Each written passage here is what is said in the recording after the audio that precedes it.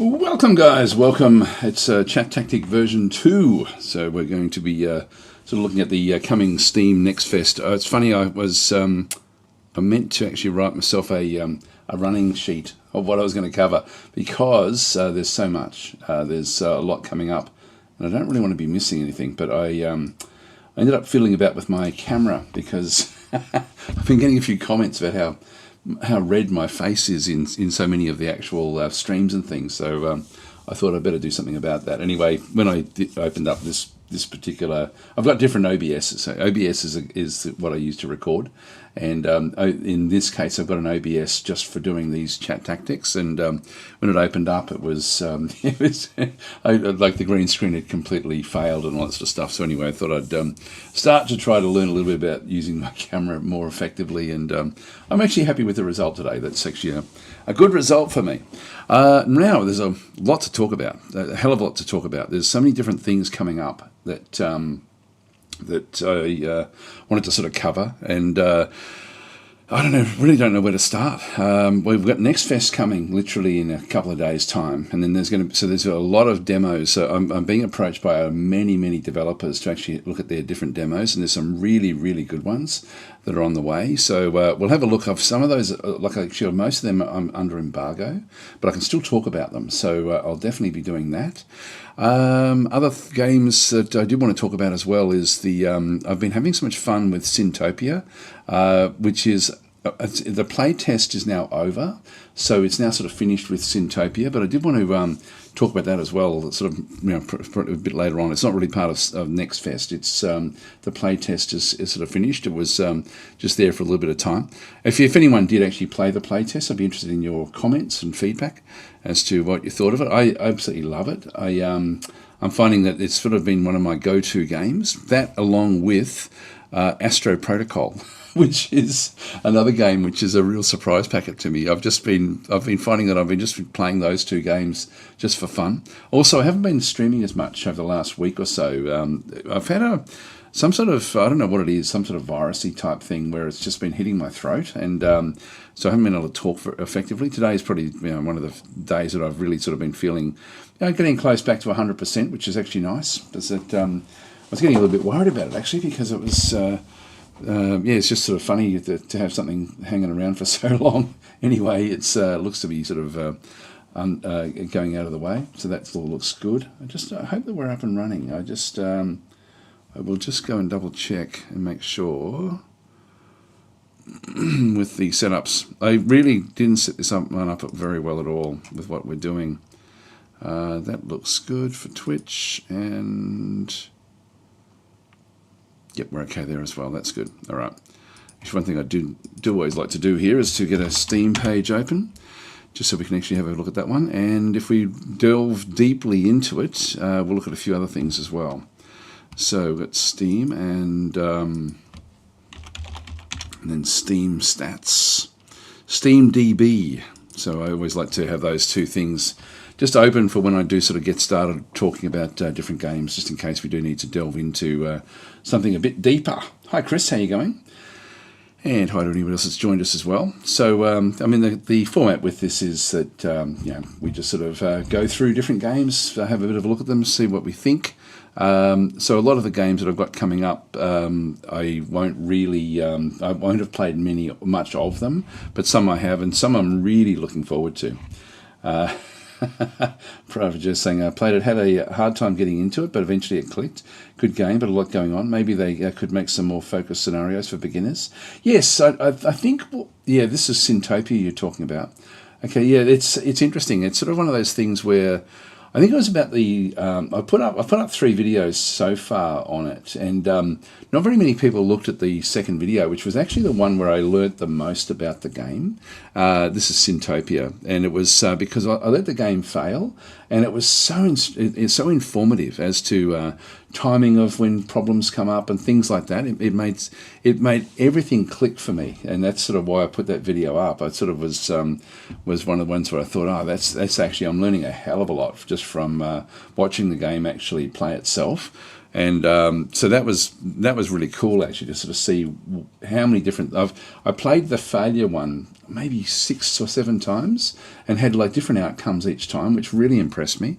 And so, yeah, with Sintopia, I was actually blown away by just how different it can end up being. When you actually, it's funny because I think that your focus in Sintopia, and I haven't got there yet in the actual in the series that I'm actually recording, but one thing I haven't, like one thing with that was that it does seem to, your focus changes at some point from developing hell to developing the overworld, or to impacting the overworld, which is quite cool. It's a bit sort of hands off in different places, which I do quite like myself. Hi Reed, how you going? And Justin saying, is it it's usual the replay that I see? Glad to catch it live today. Yeah, I'm a little bit limited for time, so I haven't put in any sort of what is it? I won't have a giveaway today. I don't think I'm going to have time by the time we start to sort of talk about the different games. Where should we start? I think that I'm just trying to think of the games I've actually got coming up. I've got like a lot of games I'm not allowed to show yet. But there's a lot coming up in NextFest that I think you guys will be interested in. I've got sort of I can sort of just go through. This is sort of my demos that I've actually got. I might talk about, and I'll be putting a lot of these of the actual developers have sort of booked in time with me to then sort of cover different aspects of the game. So I'm looking forward to being able to do that as well. There's a lot. I've got a lot of recordings coming up in the next few days, actually. So I'm not sure how much live streaming I'll be able to do. Hopefully I'll still be able to do the live streaming as well as do the recordings. But I mean, maybe we do start with Sintopia and just sort of work our way backwards from there. The play test is finished, so but I've still got access to the actual game itself. I'll just open her up just so you can sort of have a bit of a look at it if you haven't seen it. Oh, hang on, game not released. Oh, well, there we go. I haven't got access to it. I did have access to it, and I know that I still will have access to it. Anyway, that one's gone. Then in that case, I'll need to contact the devs because. I'm actually they wanted me to sort of keep on playing it a little bit as it heads towards release. So I'm not sure when the release is, but I'm guessing it's within months with that one through there. I'll just leave that one where that is. So that play test is gone for me as well. I thought I had a special sort of dev version of it. But anyway, that's sort of interesting. This one here now, I'm not sure. I can't remember when I've actually got embargoes on things.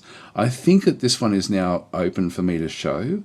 This is, I'll just go through these and just open them up sort of randomly, and we can have a bit of a look at them and to sort of see where they actually are.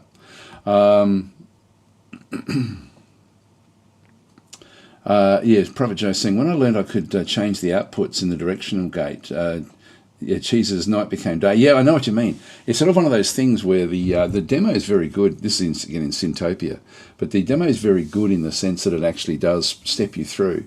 But then you can actually even add on multiple like AND gates to it, which is interesting. So this is one that I looked at, Steam NextFest. I'm hoping that I'm not going to be playing any game for too long. I just wanted to sort of show the different games and then sort of talk about each one of them. Yeah, the one where you lead the sinners into different directions. Yes, that's. I've got now a way of playing Sintopia that where I loop things back on itself. It's actually quite fun to it's funny. The more you play it, the more you to approach it in different ways, and you don't know what you're going to get, which is interesting. And Thornton Element saying, hi Daz, great to have ChatTactic back. Yeah, well, I've just, my throat has really been the thing that's sort of been stopping me from streaming as much as I normally do. Right, okay, so anyway, I've got Steam NextFest Challenge, win a run to join a raffle, yeah, for 100 Steam keys, okay. Anyway, so there is actually, so this will be coming out, I don't know if this is, actually, we should actually have a look at these as we do it, I guess. What was this one called? Gambonanza, right, we'll just have a quick look and just see. I don't know if the demo's out for this one yet. So this one here, no, it's only wishlist at this stage. But I thought I'd just sort of show you, this one, I actually like chess games. So let's just have a quick look and see what we've actually got through here. So this is sort of like a roguelike chess game, and that's often when I hear that from different games. There's been so many that just haven't worked, but this one I quite like the look of. I haven't played much of it, but I did, the little bit that I have played, I have been interested. Like, you can shop for different sorts of things. I'll try to play one game just so you can sort of see it. The games are relatively short. There's different powers you can then go and put on different units, which again is quite interesting. And I've forgotten, I played it a few days ago and I've already forgotten how to play it. But I did think, this is actually, for a little beer and pretzels game, this is a good one. This is one of those ones which is sort of quite interesting. And it looks good, like it's all sort of, it's done in a pixel-based area. I won't play the music, just in case. So if I go and play, just start a run.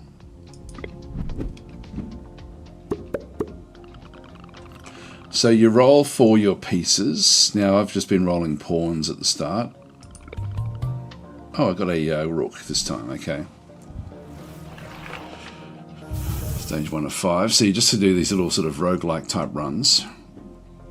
And prepare your strategy. So in this case, I can then sort of place these into different positions.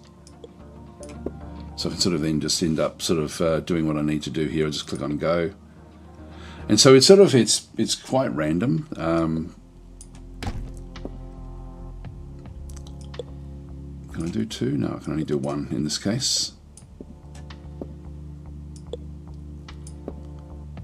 Can't play. So pretty simple, the way it sort of does work, and then it sort of ramps up from there. And get my $4.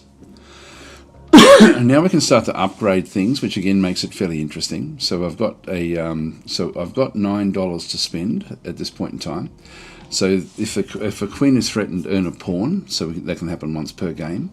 So at the start of the game, earn a pawn. So this is sort of like, so we get an extra pawn, and then move any number of squares diagonally. And if we can apply that to any of the actual areas, any of the things themselves. So this one we can sort of apply that to a pawn, for example. So, and then down the bottom here we've got chess token, get 1 random chess piece, tile token, earn 1 modified tile among 3 choices, and gambit token, choose 1 among 3 rarity gambits. I'm not sure how that will then work.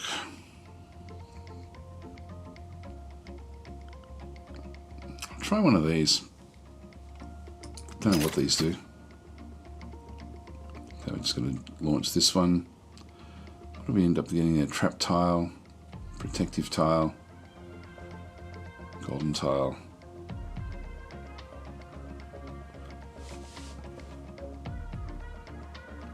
Alright, I'll go for that one there. Oops. I went for the opposite one. Anyway. We'll take it. Down to $3. So, select the tile to replace with this one. So this is a golden one, so I'll just go and place it there. Alright, that's all I can do, so I'll just go next. So this is right, so we're going to have a bit more of a difficult time with this one. So just go and click on go. I'll just play this a little bit out and then we'll sort of go from there.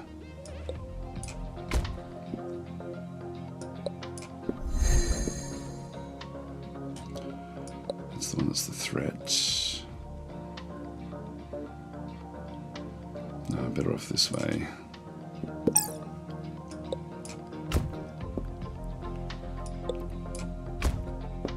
That stops that one. Get rid of the one that can become a queen.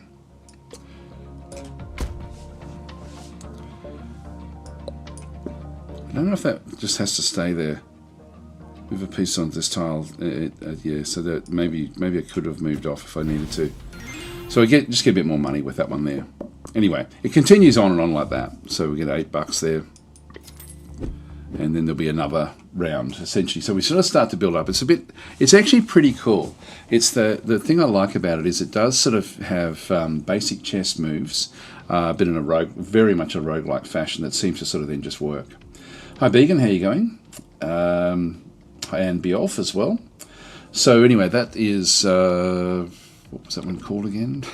Let's just go back out again. Gambonanza there. So this is sort of like a bit of a chess one. So anyway, that's the that is that one on Steam, where you end up sort of like, it's really quite, the thing I like about this is that so many chess games with random elements in it just don't work. This one, it presents a random puzzle, and you have, you know, random chess pieces essentially, where you then actually go in and have to sort of make your own way through. Which again, I think they've done it really, really well. If you like chess at all, then I think this is a good one to go for. So that's great. Actually, while we're talking about other things as well, I play a lot of Sudoku on my like, just again talking about things like chess or sort of classic games. I play a hell of a lot of Sudoku, like when I'm not on the computer. So like before I go to sleep, I often will play a Sudoku or something like that. And I ended up buying it. It was $30 to buy the thing, but I thought, look, I play so much of it, it's worth the money. But I'll just see if I can find it. And just if you are into Sudoku, this is incredible. I don't know if I don't think I can actually. It's called Logic Wiz, and Android apps by Logic Wiz. Yeah, this one here, and it's. Hang on, I'll just go and grab it there.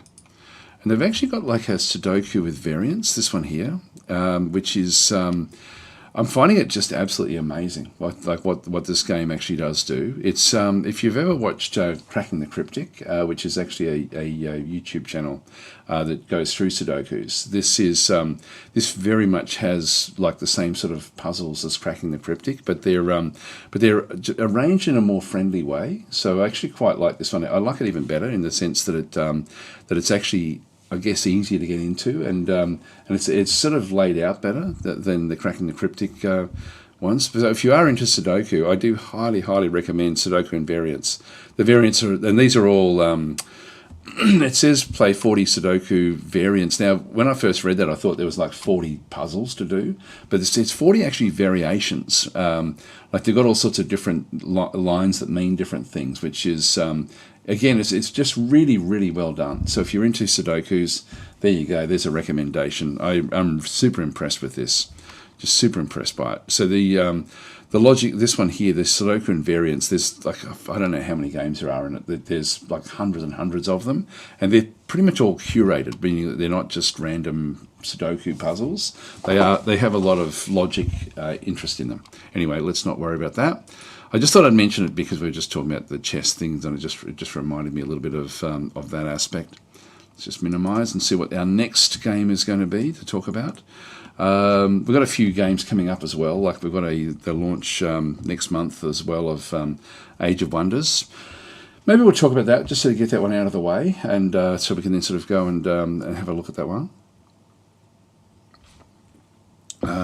So with the, actually I'll go back to the Steam page. Age of Wonders.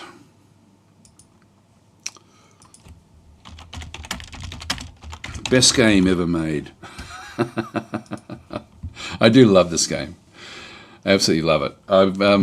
Yesterday I was playing it, and I ended up in a battle, and I was thinking, look, I'll just move past the battle and sort of, because I do enjoy playing it, so I started playing it yesterday. I cannot win that battle. It is so difficult, the one that we've actually got up against. So it's for me, what I was streaming yesterday is a complete loss. I'm not going to be able to keep on playing it. So anyway, we have the Scorpion update, which is coming. Now, I'm really looking forward to this. So announcing the Scorpion update open beta. So this is actually, you can actually opt into this, and I have I done it yet? I don't know if I've actually done it because I still had the other game going. There's another game I need to talk about. I've got games loading in. I might just pause the downloads. There's a monster of a game. I'll just pause that one.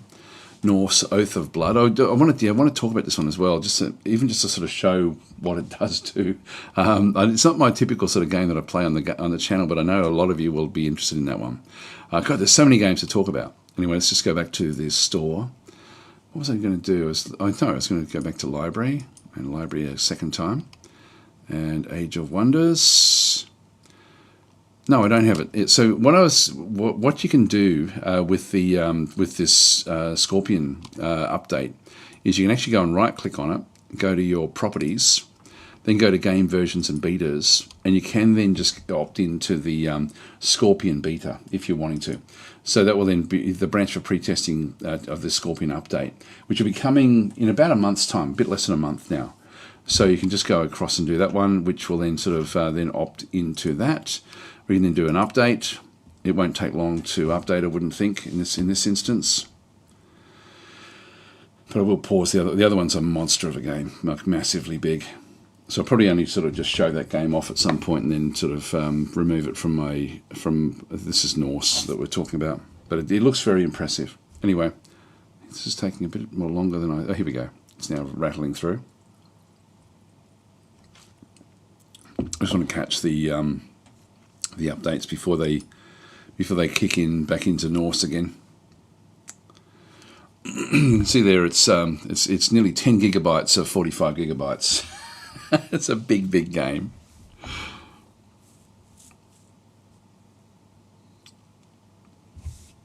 Anyway, we'll just wait for this to load in, and then I can just pause it.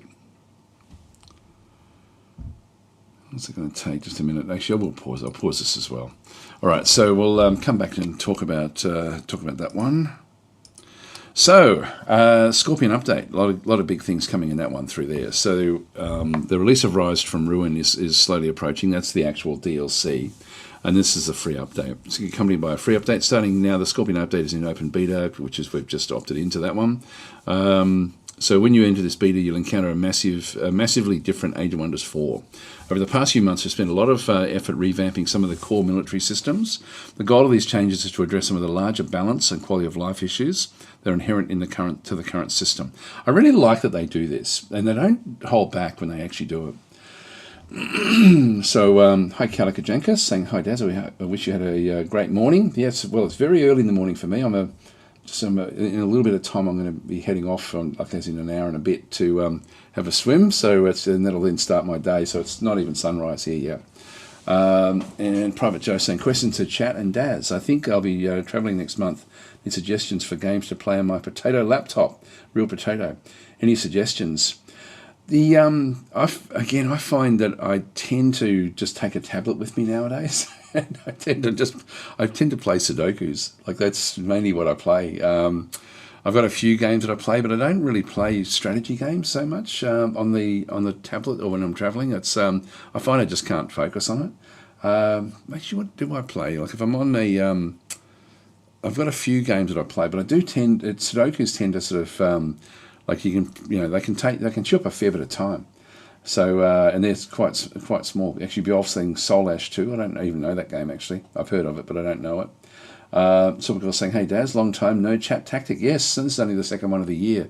I sort of wasn't going to do it. I was going to just stream a game today, but then I thought, there's so many games coming up this week in demo form, you've got sort of like a time to sort of to bounce into them, I guess.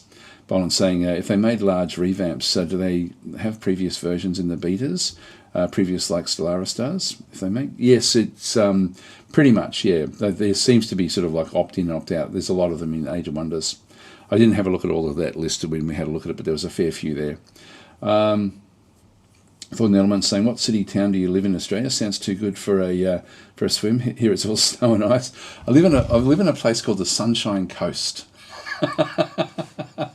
And when my wife and I moved here, we actually chose it not because of the name, but because of the it's got the most sunshine hours of anywhere else in Australia on the coast.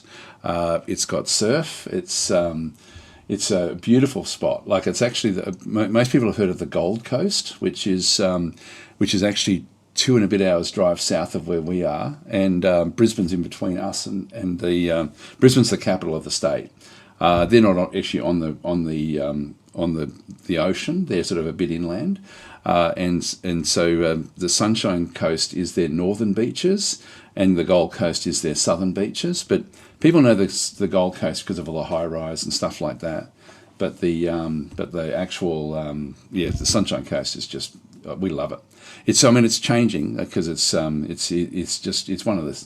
It's just so cool. It's just such a great spot. But it's people are sort of moving here in droves now.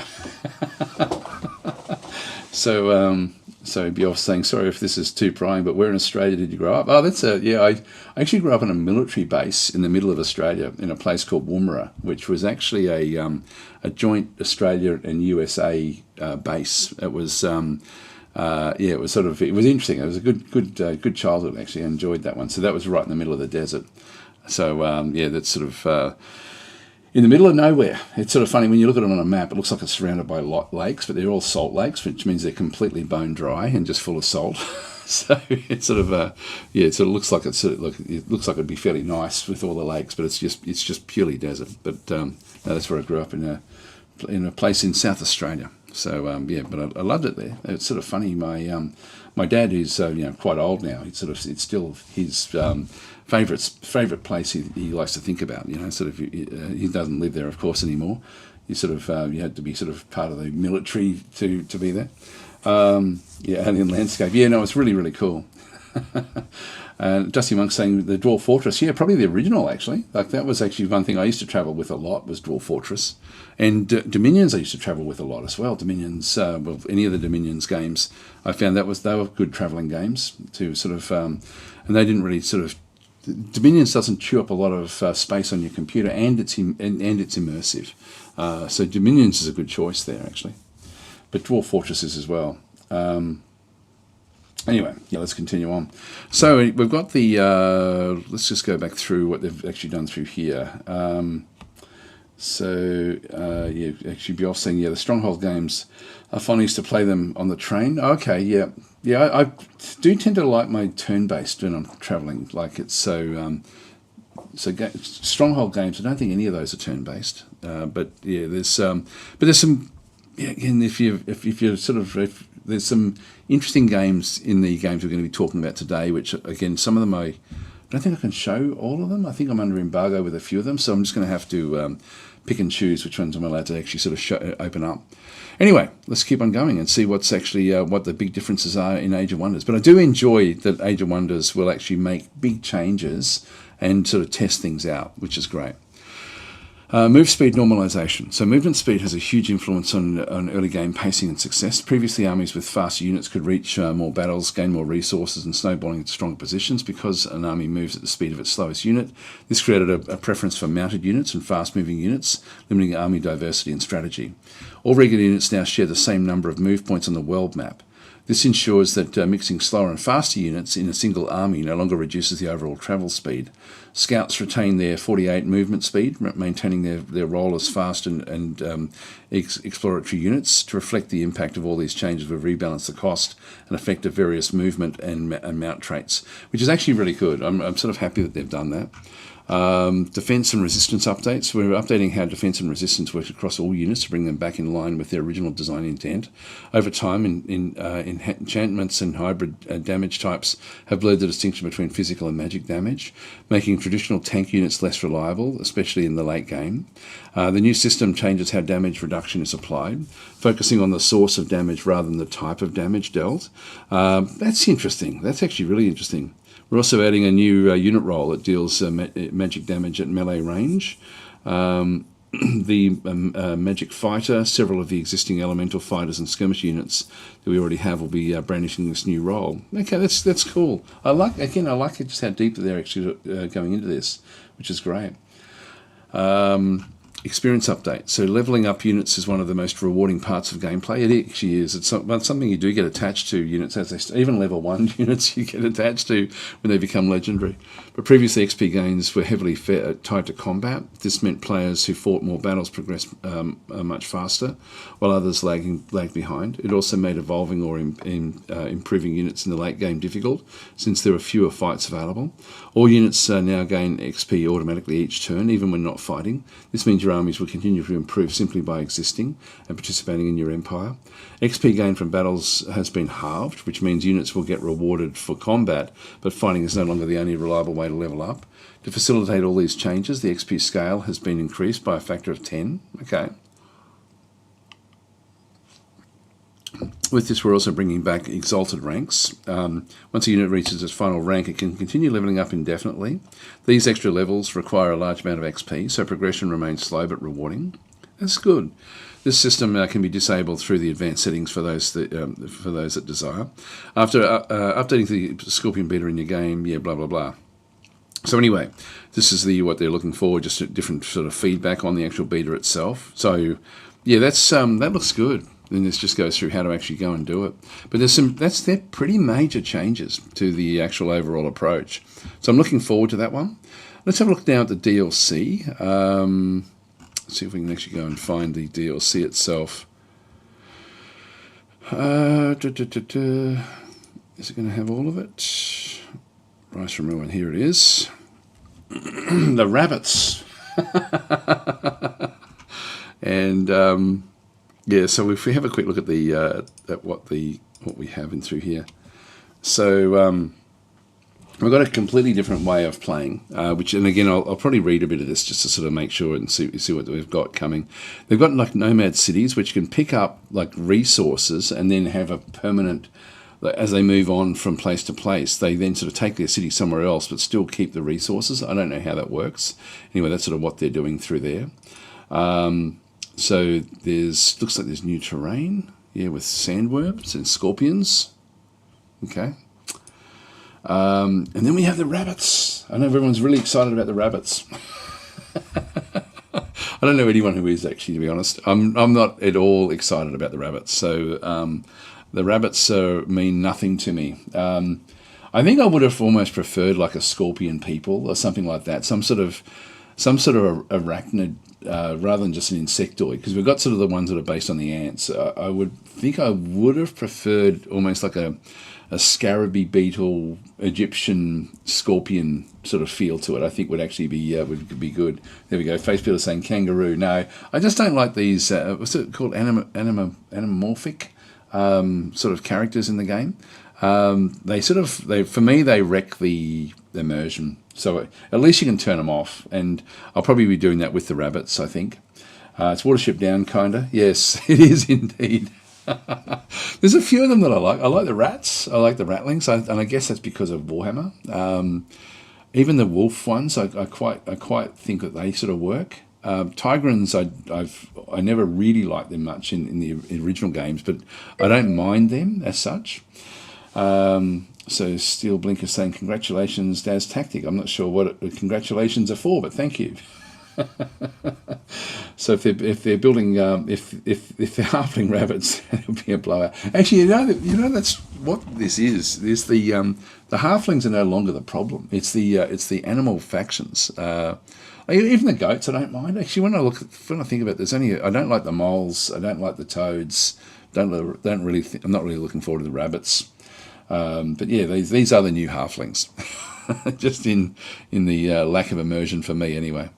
Let's read a few other comments. Reader saying, when travelling, I play Cataclysm Dark Days Ahead, or older DOS games like Lands of Lore. Actually, Cataclysm is a good game to play when you're travelling as well. Again, it's not very big on your computer. That's a good choice there.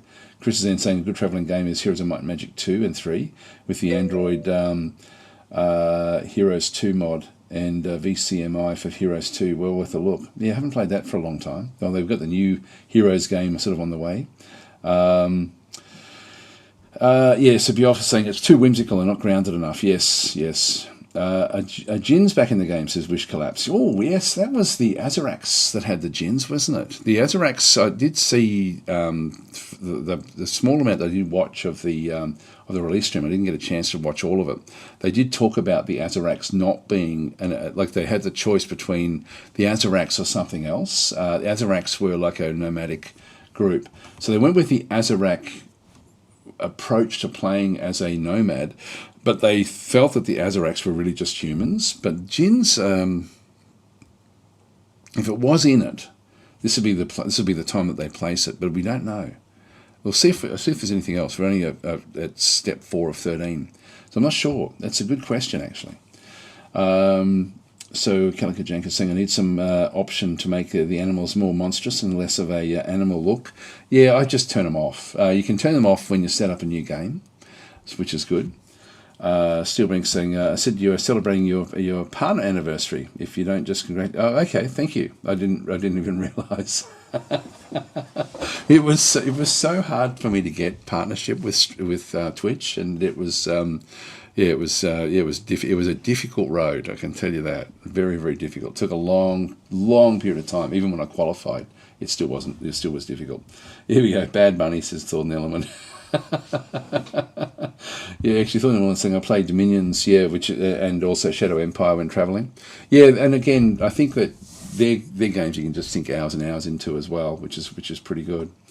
And Chris then saying Snaffy, lol, from Gal Civ. It's funny, the Snaffy now I really like. I like what they've done with them, but when they first came in, I hated them. Absolutely hated the Snaffy. They're sort of like a little rodent group that is just super aggressive, the most aggressive faction in the game. I don't really like having those sorts of weak factions in any way, unless they've got something that's also weak but strong, if you know what I mean. Like it's sort of I forget. There's the Memots, I think, are a faction. Again, I don't really like the Memots in Gal Civ, but they at least their strength is part of their weakness as well. Whereas the Snaffy were just super aggressive. It didn't make sense actually having them as as what they do. But I do actually now quite enjoy playing with them on the game. What else do we have in through here? We've got camels. Still got rabbits in through this other side. Not sure what these portals are. No idea. This is a fractured worm, so they do have sort of like sandworms. Okay. Crackling Mesa. This is just some sort of story, some sort of quest. There's your Azarak faction, just done as humans. So I think this is sort of more the style that I'd be prefer to be playing myself, more so than the rabbits. Okay, here we go. We've got we've got sand scorpions, which you can summon in. You've got this is a tier 2 tome. Dune stalkers, desert, so you can make things into desert. Scorpion venom blades, sandstorm. Yeah, so there's going to be some big changes with this one coming up. There's the sand scorpion. What level is it? It's a bit hard to tell. Looks like it's low. Tier 3. Tier 3, that's pretty weak for a Tier 3. Well, it does have debilitating sting, I guess. Yeah, interesting. Anyway, that's and there's new things in there, I think. I think they may be new there. Looks like a desert dune or something. Tome of the Warband. Okay, so this will be again where they actually move off. So this is a tier 1. Build strong martial armies and mentor your units through the ranks. Commander's Call, bred for war. Yeah, okay, cool. That's good. You're drawn to the waterwalks, the metallic sounds of tools and machinery. Yeah, blah blah blah. Not sure what that is. Tome of the Warlord, tier 3. Conquer the world with powerful warriors. So war golems. Now these are also scorpion golems. So there's going to be sort of like metallic scorpions. Gladiator pits. The Warlord, that's going to be interesting. The war breed I find weak in Age of Wonders 4 compared to it's a lot of money for something that's not really all that good. So it'd be interesting to see what the Warlord is like. Let's show us. This land is cursed, withered by magic's folly. With an iron will, we push against the devouring winds, forging forever onwards.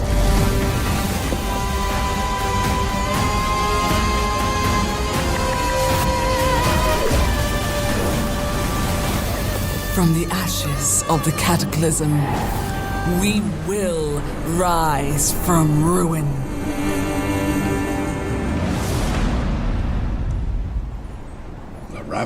The rabbits are coming.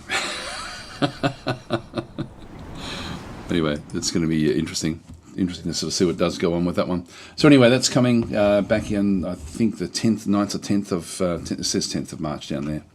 I think for me, I get it on the 9th, so I'm usually a day ahead, just because of the time zones. So not too far off, but it is sort of, it's coming up fairly soon.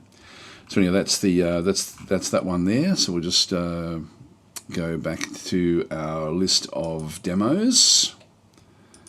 Let's see what else there are. So Pikachu's song saying squirrels are ballsy little thieves, like in real life. So the Snappy being space thieves makes sense to me. They're not just space thieves. If they were space thieves, they wouldn't be all-out aggression, but they're beyond that. They're actually they're too aggressive. Yes, Pikachu's song saying Scorpion mounts be like. Yeah, I think they could be fairly cool, like with poison attacks and stuff. Anyway, let's get back into other games to talk about. Ashes of the Singularity 2. This is big, guys. So there's a demo coming, which is you will be interested in this, I think. If I just go back across and Ashes of the Singularity 2. So we'll talk about the actual, play the free demo during Steam NextFest. So this one here is coming up, and I am under embargo. I'm not allowed to show this one at this stage, I don't think. I can. I'm not sure if I'm allowed to show it, so I better not. So this one's coming up. Ashes of the Singularity 2 is coming to the Steam NextFest. Players will command armies of thousands in an RTS that rewards strategy over clicks per minute. 2 factions at the moment. There's more factions coming, by the way. One more faction. 8-player multiplayer, no restrictions. The demo will offer a glimpse into what's to come with the full game release. Now, it is very much a game geared around multiplayer, which is not sort of something I tend to sort of go and do. But I've really taken by it. This is a game that's very, very impressive game. So we now have 2 playable factions. The first time we got to play it was with United Earth Forces. And we now have the post-human coalition, which starts to bring in big mechs. So we end up with sort of like large mech forces. Skirmish mode against the AI, which is what I've been sort of playing this a little bit as well. Full multiplayer up to 8 players with AI backfill. So you can actually have with AI and players, and you can play cooperatively. 3 maps, so small, medium, and large. So there's only 3 playable maps at the moment. Am I allowed to show it yet? No, I don't think I am. I don't think I'm allowed to show it. Otherwise, I'd open it up to show you what it's got, because it's very, very cool. Arctic and desert environments, day and night scenes, save and load functionality. So not included, but coming in the full game is the 3rd playable faction is the Substrate, which is sort of more alien. The full single player campaign, additional maps and biomes, procedural map generation, which I'm looking forward to, custom hotkey bindings, and more to be announced. So there's more coming, but this is a this is a very, very interesting game. Now, faction reveal, the post-human coalition. I've been playing these a lot over the last week, I've got to say. Ashes of the Singularity 2, the sequel to the massive scale RTS, takes you to a world of near future where 3 factions are fighting for the fate of the solar system.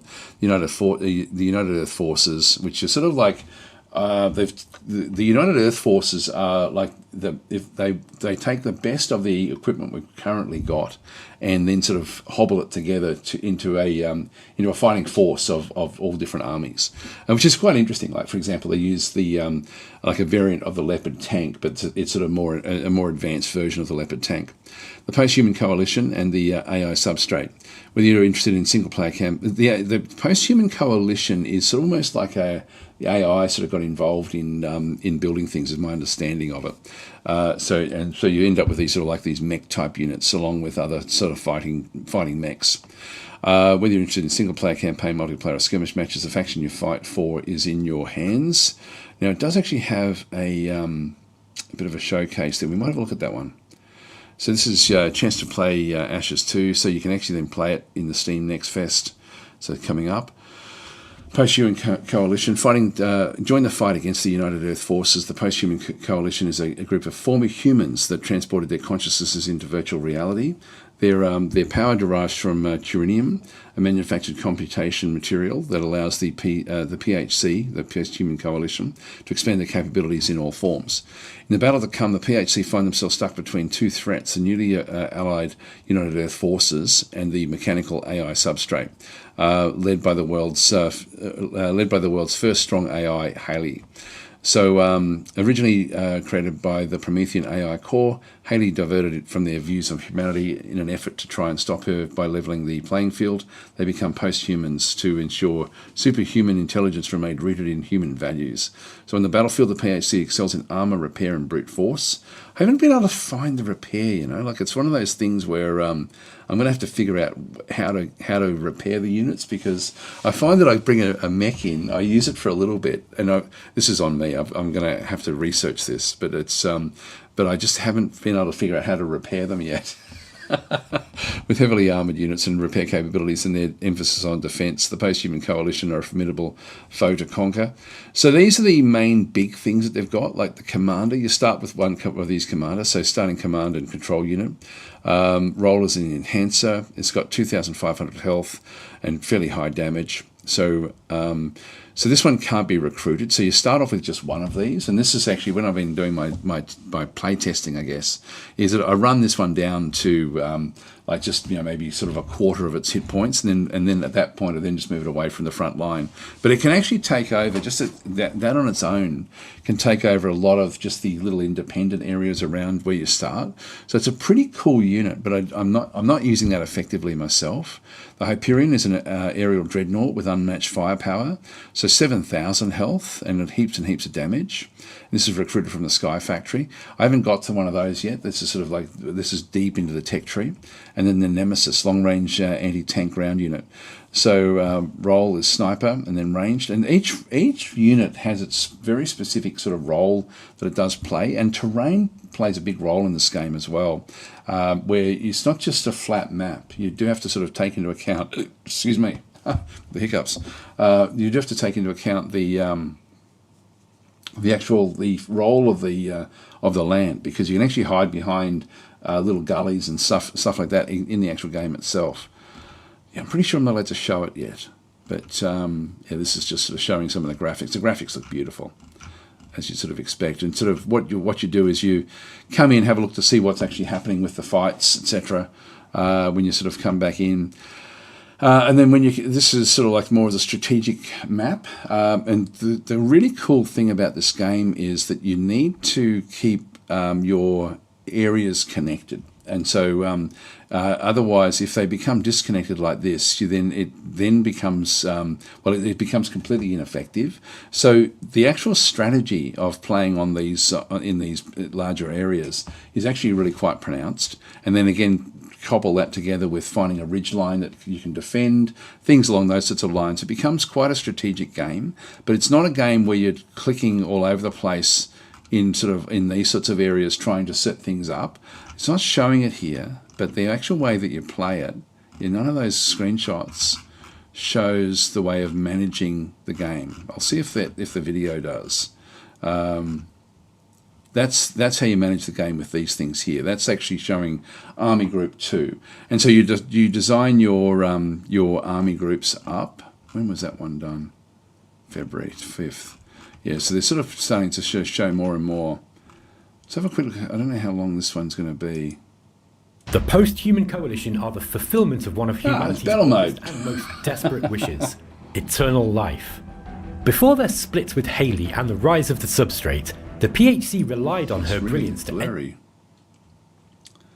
Sometimes it just takes a little bit of time.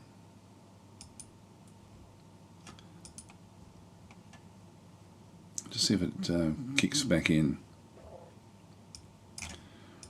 The post-human coalition are the fulfillment of one of humanity's oldest and most desperate wishes, eternal life. Before their split with Haley and the rise of the substrate, the PHC relied on her brilliance to engineer their technology and weapons. Traces of that legacy remain, with familiar designs refined and altered as the Coalition worked to purge Haley's covert influence, whether real or imagined. The PHC now are a fractured power, united in name but divided in belief, and armed with tools born from both transcendent ambition and deep mistrust of their rivals, organic or digital. Their technological development is decades ahead of the UEF, and their terrifying arsenal is comprised of the most destructive weaponry humankind has ever seen. The PHC, as a rule, do not use humans as a resource, and thus field no infantry in their armed forces. But there's always a place for small, numerous, low-cost units to swarm enemy forces and draw fire away from more valuable assets. With an extremely high-tech and relatively expensive walker-based roster that focuses on quality over quantity, PHC units are vulnerable to being swamped by enemy infantry or large numbers of cheaper enemy tanks. This weakness is addressed by the PHC's cheapest and most numerous light tank, the Brute. The Brute is a cost-effective armoured fighting vehicle designed for rapid deployment, intended to bulk out the PHC's forces and dilute their enemies' targeting focus accordingly.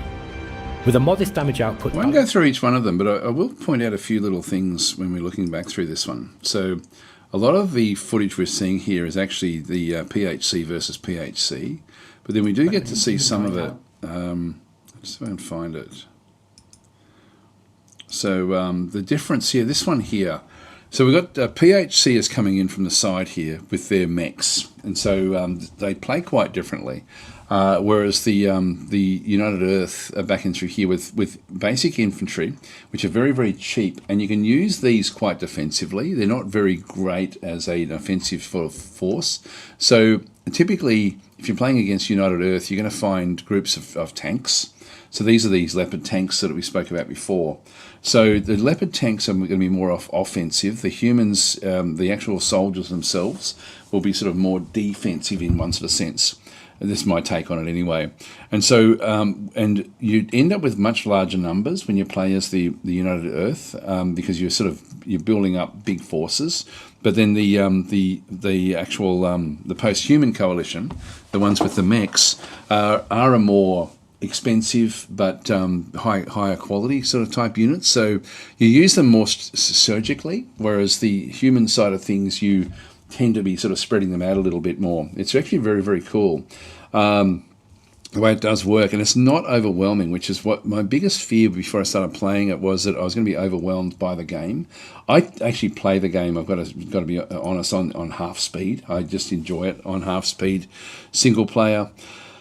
It's a fun game, and yeah, it looks like Battle Mode then just goes through all the different actual units that you then can end up getting from the PHC, from the mechanized forces. But I've really enjoyed them actually, because you don't build that many of them. You build little army groups, and away you go. By enemy infantry or large numbers of cheaper enemy tanks. Yeah, so again, you're sort of looking at tanks coming through, whereas you can sort of see most of the post-human coalition is just all mechs and stuff like that. Not all mechs, actually. There are sort of like a combination of different types of units that do sort of come back through. Just see if I can find... Yeah, it's going through each actual, like the Artemis is another one in through here. So he's just going through each of the actual things, which is actually just be worth watching, actually. But I won't say, it's just a bit too long to be showing. But anyway, I'm looking forward to being able to show that. So that will be in a few days' time. So yeah, it's and then so that one will now open up the post-human coalition. Just read a few of the comments and see anything else goes through there.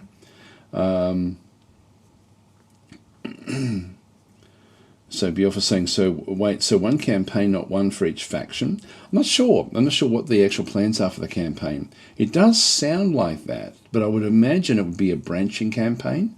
They did talk about it at some point. I think, yeah, I'm trying to remember what they actually said about the campaign. So it's, I'm pretty sure it's a branching campaign where it's, and I think the reason for that is, I'm making this up, I think, a little bit, but I can sort of vaguely think that they wanted people to, like if you were new to the game and you started playing the campaign, it would then just step you through almost like a tutorial, and then things would happen where you can get branching, I think, is the way that would sort of then go and work. So I'm assuming that's what that actually is. So Boland's saying, so it's one of the games like Supreme Commander. It is, but it's much more polished than Supreme Commander. It's much less a click fest. Like Supreme Commander, I like the idea of it, but I never really enjoyed playing it. And even the first Ashes, I never really enjoyed playing it. It was just the scale of it was just too big for me. But this one you manage just through your army groups. And I'm pretty sure I'm under embargo. I don't think I'm allowed to sort of show you what that is, but I will be able to in a matter of days. So I'm looking forward to being able to sort of highlight this game because it really is an amazing game. So Incognito saying, I really have wanted an updated Total Annihilation. Well, this is very much in that same vein. So Tenderfoot saying you can play on half speed. That would be right up my alley. Yes, you can play. You can, again, I wish I could open it up to show. No, I can't do it. I get so tempted to just think, I'll just show you one aspect of it, but I'm not allowed to open it up. But yeah, no, I just play it on half speed. You can pause it. It's active pause. It doesn't give you feedback in the active pause, and it's feedback I've given to them as well. I would like to see, if I send an order in, I would like to see what that order actually is. And it's sort of like, there's a few little things, like, for example, if you right-click on if you grab an army group, you can control individual units if you want to, but typically what you're doing is the army groups, I find, tend to work fairly well, depending on the orders that you give them. So, for example, if you're trying to move from point A to point B, and you've got like an army group that consists of fast-moving scout units, heavily armoured sort of fighting units, and maybe some artillery units or anti-air units and things like that. If you just give a default right-click move order from A to B, they'll move as fast as they all can individually. So the scout units will get there first. They're quite weak, etc., etc.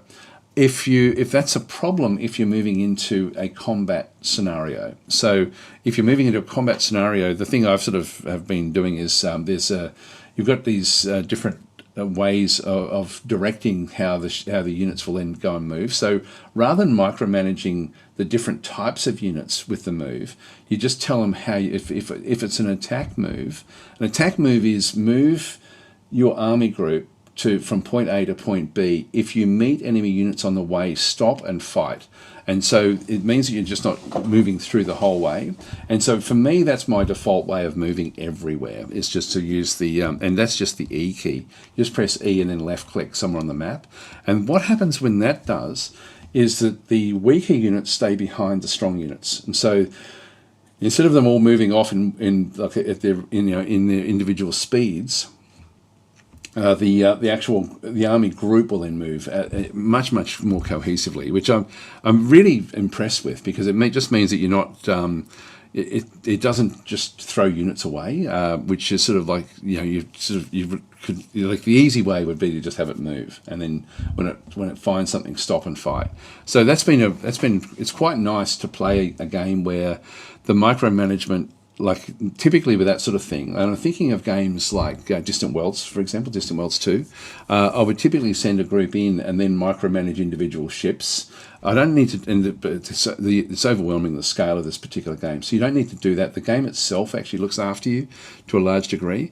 Where you do want to micromanage is if you end up with a very, very important defensive location, and you want to actually make sure that you're protecting certain areas on the actual map itself with protection, for example, on a ridge or something like this. You may want to actually specifically move units into positions behind ridges and stuff like that. So you can do all that sort of stuff. So there's actually a lot that you can do, but you tend not to be honest. The game is sort of played much more on that sort of big over map to a large degree to figure out your strategy. The idea is to destroy the enemy base and sort of move forward from there. But it's a very, very cool game. And it's not overwhelming. That's the other thing. Even playing it at full speed as a multiplayer game, which I did actually when I visited Stardock, it was really, really interesting actually, because I really wasn't looking forward to playing Ashes at all, but it was the best game that I played when I was there. I really, really enjoyed it, and that was multiplayer. I got my bum kicked, but it was actually really, really fun. I really enjoyed it. And it was interesting to just see how strategic the game actually is, much more than Total Annihilation or Supreme Commander. Like, those games are all about scale. This game's about scale, but strategically, and it's very, very cool the way it sort of does work. Anyway, look out for that one. That's coming. So that's Ashes of the Singularity. Let's go and see what else we've got on our desktop and talk about some other games as well. So I'll be able to show that in about 3 or 4 days, I think. I forget when the embargo finishes on that one. So there's actually that's under embargo. Battle Plan is another one that I'm allowed to show when this one does actually hit. Battle Plan, I don't know if I'm allowed to show that as well. Yeah, I'm not sure if I'm allowed to actually open it up. I'll go to its screen as well. And I think this is a game. This is a really interesting game. So so they've now got sort of like it's much more finessed with what's actually happening. Now that's they're talking about it there at the top there. I'll just get rid of that. So Battle Plan is one where you essentially end up with different army groups, and you are the commander of like you give daily orders to your forces. I've covered it before in the last sort of in the last playtest they had, which was a little bit like a lot of things didn't work 100%. So I'm looking forward to actually really getting my teeth into this one, and I've got a lot of streams coming up on the Slytherin channel with this game as well. So I'm really looking forward to that because it's very realistic in the way that it sort of does then sort of work in the way that you give the orders. Like each individual, I can't zoom in on this one. This is why I'd like to be able to sort of show it because every single group is made up, all of these little areas that you see through here are made up of like, might be 5 or 6 sort of smaller squad type groups that are part of them, and together they also then create like their own divisions. You can see there's actually big symbols in through here, and so you're giving orders on a divisional scale, but you can go in and actually tweak individuals as well if you need to. Again, a little bit like what I was talking about there with the Ashes of the Singularity as well. So, but this is quite an interesting game. I need to play more of it this week because I'm not very good at actually finessing exactly when to move in. So I'm going to be redoing the tutorials before I start recording anything or before I start doing any live streams of this one. But I am looking forward to it. So we actually have different objectives as you sort of then move through the D-Day landings essentially with what they end up having. I hope that they do expand this out into other theatres as well. I think it's a really nice sort of concept, the way it sort of does work. And so all of the individual little groups are made up. There might be like one little group that's artillery, one group that might be like with tanks, you'll end up with sort of mainly sort of tank forces, but there might be some mechanized infantry in some of the little groups as well. So they all perform quite individually as well. It's very, very nicely done. But the thing about it, you are sort of like you're hands off to a large degree as the day plays out, and you've got one time when you can come in every day to actually interrupt what's happening and give another order at that point in time, which is very much like what actually happened in World War II. Well, I guess all wars really to a large degree. I've actually got on my desktop up there. I've got like a book on Montgomery, that's his portrait down there, and it actually it gave all his orders through what he did in the various campaigns, and it was interesting. It's really interesting to read like the way that he structured his orders, and it's very much this is a sort of game where you are giving orders where the troops will then try to fulfill your orders on a day-by-day basis, which is very, very cool. So William Chapman saying happy partner anniversary. I didn't even realise that. I don't even know where that's showing up. Thank you, guys. Thank you. I've got no idea where that's showing up. I've been saying resist as you want other game co-ops in the future. Don't show it yet. No, I'm not. I'm going to err on the side of not showing things, but I know I end up blurting out stuff that I shouldn't say. But anyway, I've got into trouble a few times from people from showing or saying things that I shouldn't have said, but I try very hard not to. I just get excited about some of these games. So these are actually just sort of showing the some of the orders that you then sort of give. It's a really nice little system though of sort of coming in. I don't know if we can sort of start to see the individual elements, but this is actually now trying to take over an actual location, like one of the Cherbourg. So the city of Cherbourg after its capture. It sort of also has like actual photographs of what it was like, from that era, which is interesting. Planning phases, sort of with different things sort of moving off. It's a very, very interesting game. It's completely different. Anyway, I'm looking forward to being able to sort of show that one there. So but that's Battle Plan, which is due for launch fairly soon as well. So it looks good. We've got the demo available. So it's just coming up essentially with Battle Plan is coming to the Steam NextFest. That was back in December, but we now actually demo available on February the 23rd. I'm not 100% sure when I'm allowed to sort of show it. So this just goes through. You draw what you want your team to do. Sort of create elaborate plans with how you want the attacks to sort of go in. Realistic army. So each division is realistic models with headquarters, regiments, battalions, and companies. Watch your infantry, tank engineers, blah blah blah. The whole lot actually. It's really, really cool. Massive battlefields, real-time missions. Real time, but don't be put off by that. It's sort of one of these things where when things start, you don't really get too involved. It's much more hands off than it sounds. Logistics is important as well. Maneuver across realistic maps. Yeah, it's a very, very cool game. Anyway, I'm looking forward to being able to show that one as well. So that's coming up in the NextFest. Let's just go back out of there. And we'll go back to the desktop and see what else we actually have. So we've done Ashes of the Singularity demo. We've done Battle Plan down through there. We spoke about Sintopia. I wish I could have opened that one up, actually. We've done Gambonanza back into this other side. Fog Piercer. The demo is coming. This is something I just saw this morning.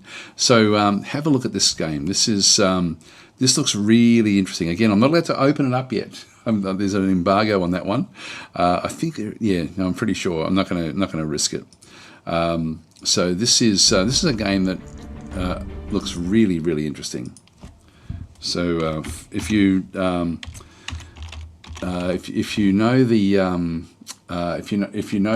Snowpiercer, which is like a show that was it was a movie and then it was a show where you actually had like I think the world had ended up gone into some sort of collapse, and so the Snowpiercer was a train that travelled around the globe. It was an interesting sort of take on society, the way it sort of did work. This is Fogpiercer. Obviously, the name sort of resonates with that one. I think I'm allowed to say it. Like I've got a version of it that I can play before the demo comes out. So there we go. You can actually you can download the demo. Is it available? So the demo is there right now. Just don't know if you can play it yet. I thought I was under embargo. I'm allowed to play it, but I'm not allowed to show it. I'm pretty sure that's the case. So maybe you can download it. I just don't know if you can actually play it yet. So I've downloaded that demo because it looks really, really interesting. So and I think there's a name that the game that it reminds me of, and I just can't think. I always forget the actual name of the game. So Bolan saying, I like my limited orders in Battle in Shadow Empire. Yeah, well, that's big. Hi, Sev, how you going? I should just read a few more of the comments in through there. Chris is saying Zephon has some new stuff coming too, Daz. Fixes for some complaints I see. Actually, there's some... it was funny, I was talking to the devs from Zephon, but I had meant to play it this week. Actually, I think it was Began who had mentioned that he was happy to see some more Zephon content. I'll look at that up before we sort of get too involved with anything else as well. Hi, Sithel, saying I am not too aggressive. I'm not sure what you mean. So, Chris was then sort of saying about Ashes, this is like Supreme Commander. Yes, it is, but it's much more controllable, and it's not as overwhelming. So they're saying, yes, I've heard the Rogue AI faction, the rich people who made the Rogue AI go rogue, and then the rest, yes, pretty much that's what the post-human coalition is. Yes, as I was saying, it's Supreme Commander-like, but also its own take on it. It's still massive scale, but it's much more controllable. So Chris was saying, were you talking about Zephon with your first comment? And so So saying my first was a greeting, then me being a bit silly, then a comment on the factions in Ashes. Okay. I should get back to Zephon, says Sithel. Yeah, I should get back to a lot. Yeah. So I will actually talk about Zephon. We'll have a look and see what any news that they've got coming up. There's no demo for that, I don't think. It's just the full game. Anyway, Fog Piercer is an interesting one.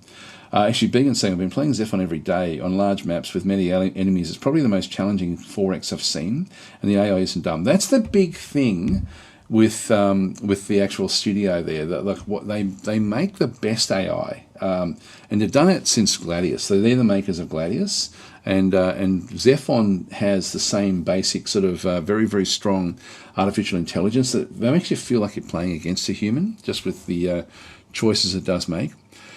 Anyway, let's have a look and see. This is the announcement trailer for Fog Piercer. I think it's been out in. I think there's been previous demos. That may be an old demo there, but I'm just not 100% sure. Anyway, let's have a look and see. So you get attacked every, like, between runs. So the runs are short, in this case, and through here, and so you then end up playing cards, and you have to then construct your train in different ways. So you actually construct different elements for fighting, and then you have to choose your route through the actual the fog, essentially fighting off these sort of like Mad Max style sort of bandits. And so you play cards to then sort of bring aspects into it. It looks really cool. It looks very, very quick. So I'm really looking forward to being able to show this. I haven't played it yet.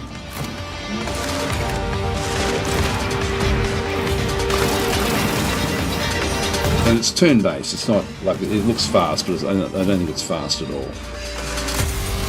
I don't think it is. Again, I haven't actually sort of seen it, but that's looking pretty good. This is a gameplay trailer. Let's have a look and see what this has got.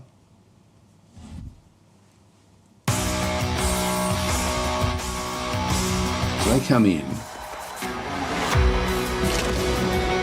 I'm not sure what the 5 is. It's like there's. Looks like they're phases of the game.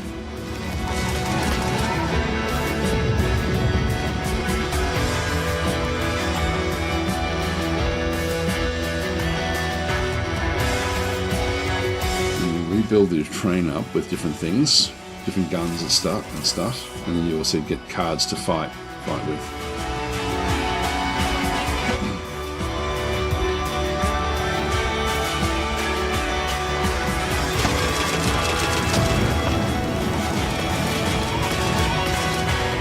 Looks like their faces, those numbers off on the right hand side.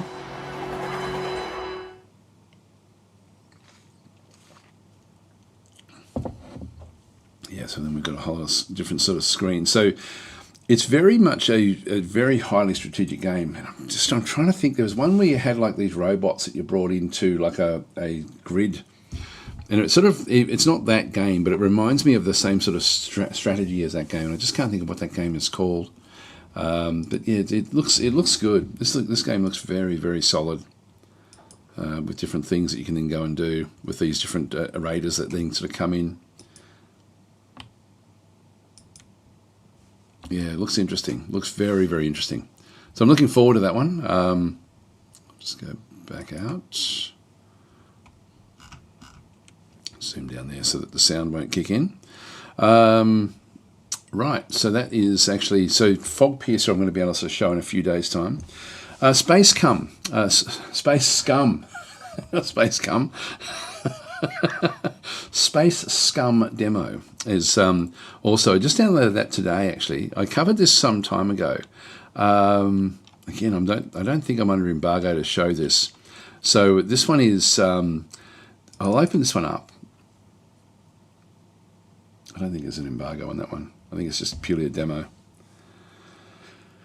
But I'm pretty sure Fog Piercer I'm not supposed to show just yet. So hi Drexy, how you going? This, like, it's funny, like Menace was hailed as Battle Brothers in space. This is Battle Brothers in space. Okay, so this is So this is welcome and warning.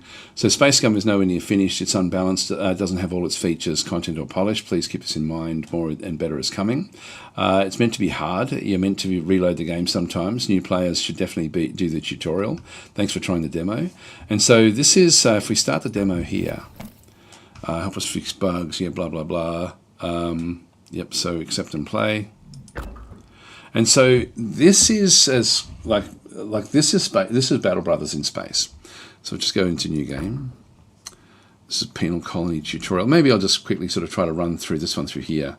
So escape from a forced labour camp and make your way into the world. Recommended for new players. I forget exactly how to play it, but I did have a lot of fun. Actually, that's a lot of games you can actually play with this, which is pretty cool.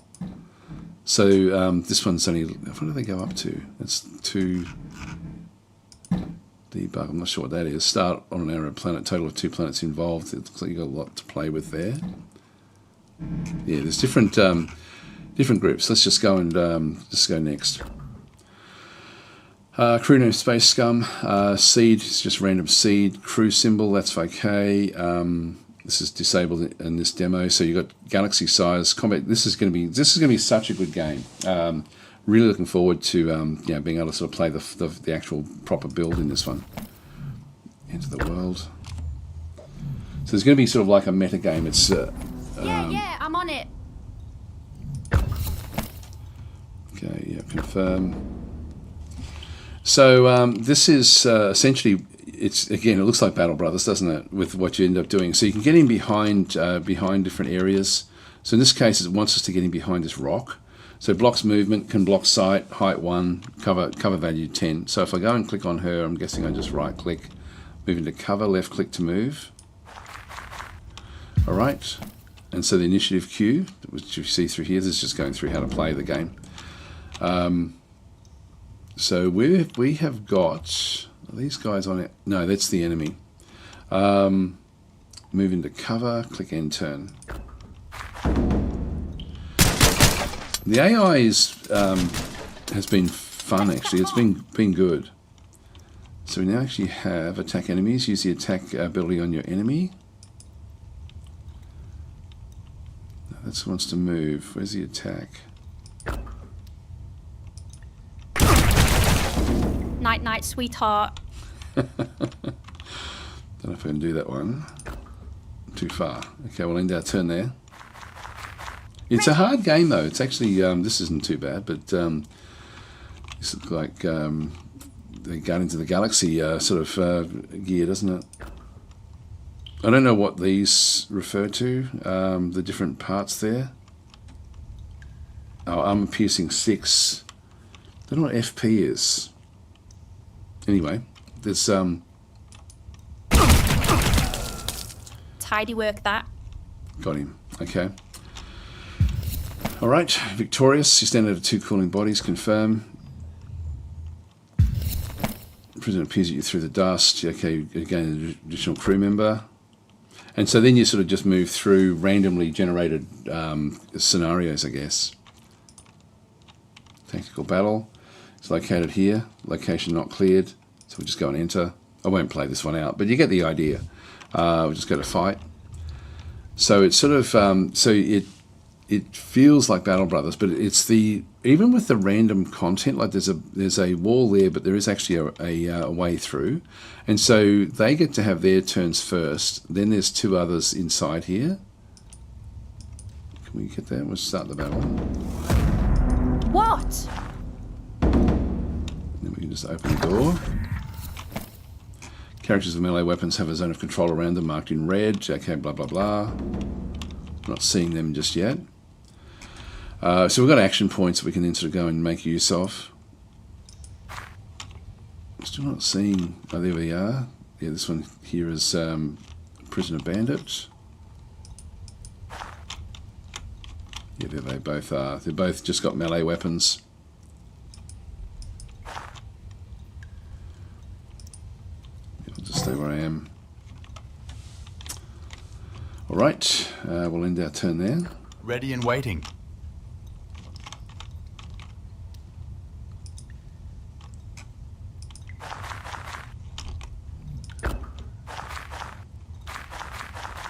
Yeah?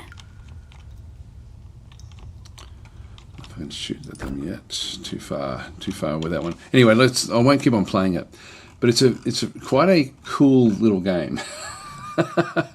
So I'll just exit back to desktop. But it's nicely done. So anyway, I thought I'd just mention that one. I probably won't have much time to play that one over the playtest. I've got over that week because I've got so many games that I'm actually supposed to be playing. But I do want to show that one because it's a fun one, a real fun one to actually sort of then go and pick up. Next, let's look at Zephon. Actually, so this is not part of the NextFest, but I'll have a quick look and see what they're doing over at Zephon. Actually, there is a game that before I talk about Zephon, there is something that I really am interested in showing. God, where is it? Where did I put it? God, where did I actually put it? There's I had a game that another one that I wanted to show off this week, and I can't see it there. Should be in there. I'm going to put it down the bottom. Yeah, I'm getting too many games that I haven't really got to at this stage. Oh, I'm not seeing it there. I'll have to look for it. But there's another game that I do want to talk about. I'll just get my head into. Actually, I'll show you on Steam. I mean, I was going to anyway because I'm not allowed to show it just yet.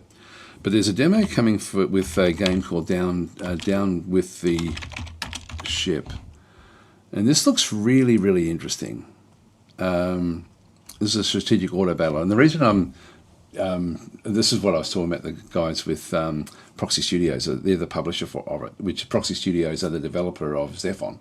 So this is actually something that they've got. I'll play this. I don't think it'll be very long.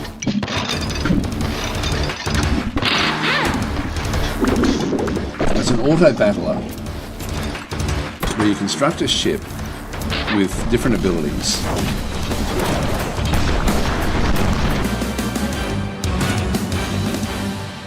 Sorry, desktop audio is way too loud. There we go. That should be a bit easier.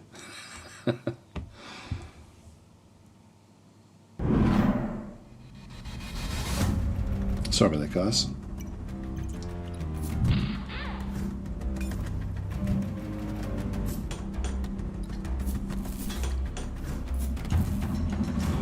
Now, it's like Backpack Battles, if you've played that game, which is a fun little game, actually.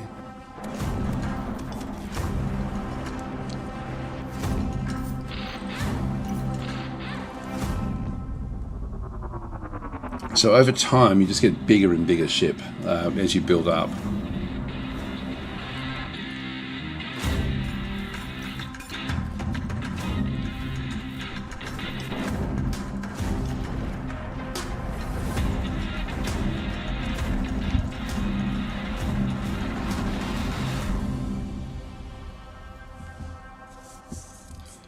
So that's under embargo for me at the moment, but I will be showing that in a day or two, actually. I think it's when the embargo comes off.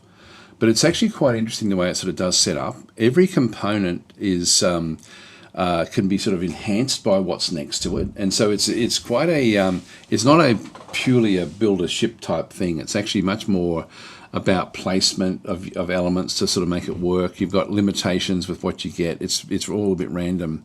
See if I can sort of find anything else that goes off through here. This is actually part of the building area where you've then got a choice at the shop. So between every battle, you can buy different things for your ship and then sort of place them on the actual ship itself. And you can also enhance and like rebuild certain components. I don't know if it'll show it in these and things in through here. These are all just level 1, I think, with what they end up doing. But they also, like, there's all these different abilities that you end up sort of getting for your ship with other things that then enhance what the ship will then go and do. It's really fast, but really quite good fun. And you don't have any bearing at all on what happens in the actual battle. You just got to do all the preparation with your actual build of the ship. So this is actually yeah, so you've got items you can then go and get from different factions, sort of buy things for your ship, get things sort of built up. There we go. There's the I haven't played this part of it yet, so I'm not exactly sure how these sort of work, but these look like the bounty hunt within the galaxy, trying to sort of go and get more rewards to build up your ship even more. And you've got the various sort of captains and so on and so forth, with the way it sort of then goes and works. It's just a nice little game. Anyway, look out for that one. Down with the Ship. I think you'll enjoy it. But let's have a look at Zephon now. So anyway, I'll be able to show that in a couple of days. So Zephon. See if there is some information about what they've got coming up.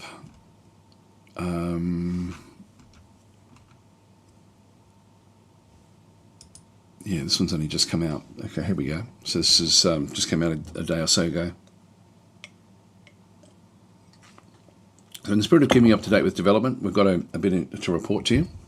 Last time we talked about a DLC in quarter 2 and the possibility of adding some more features for free. Here's what we are at the moment. So free update, the 9th of April. Okay, so it's a little way off.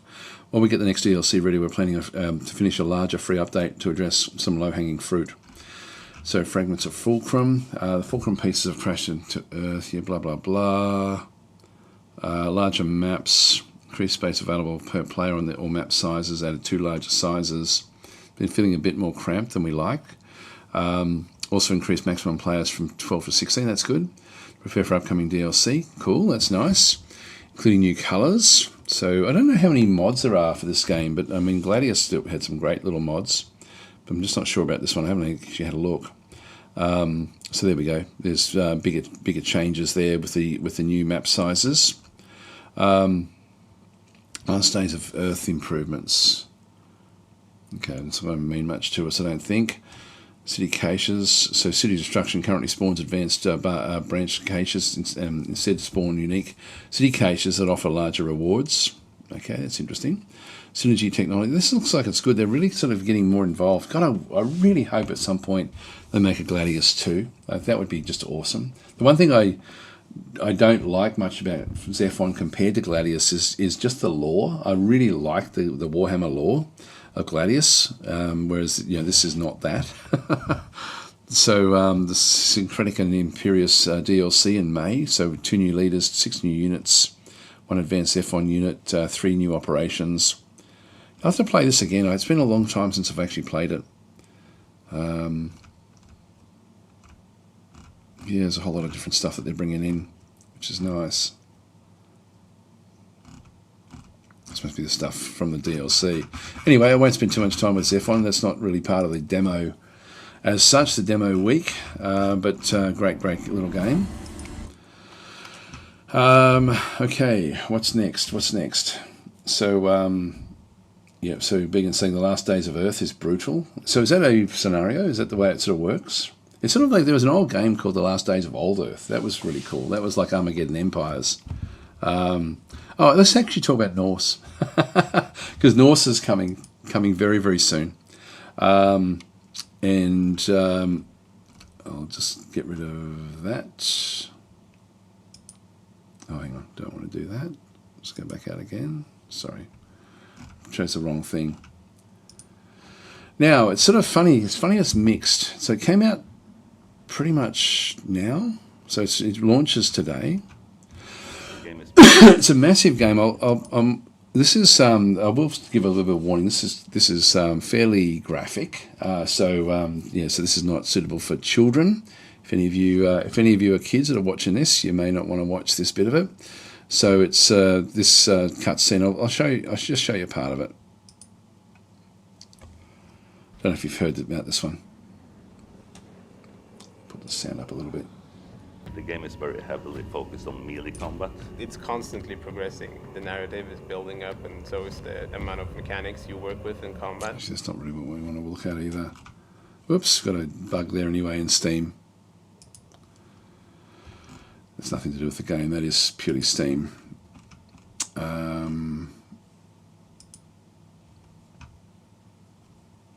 This is shorter. My friends, This day has long been in the making.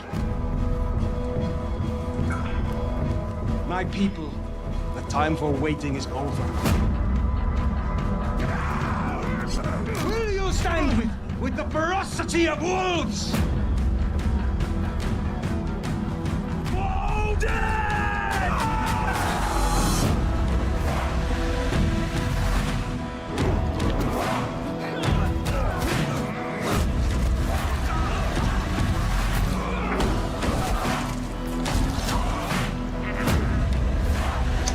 It is fairly graphic. To avenge my father, to destroy Steinar for his treachery.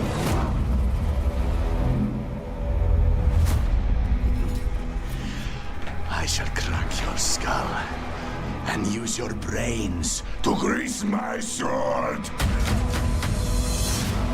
You told me that when I was strong, when I was ready, you would join me. I would fight Steinar with my bare hands. And nothing, neither you, nor the gods, nor Ragnarok itself could stand in my way!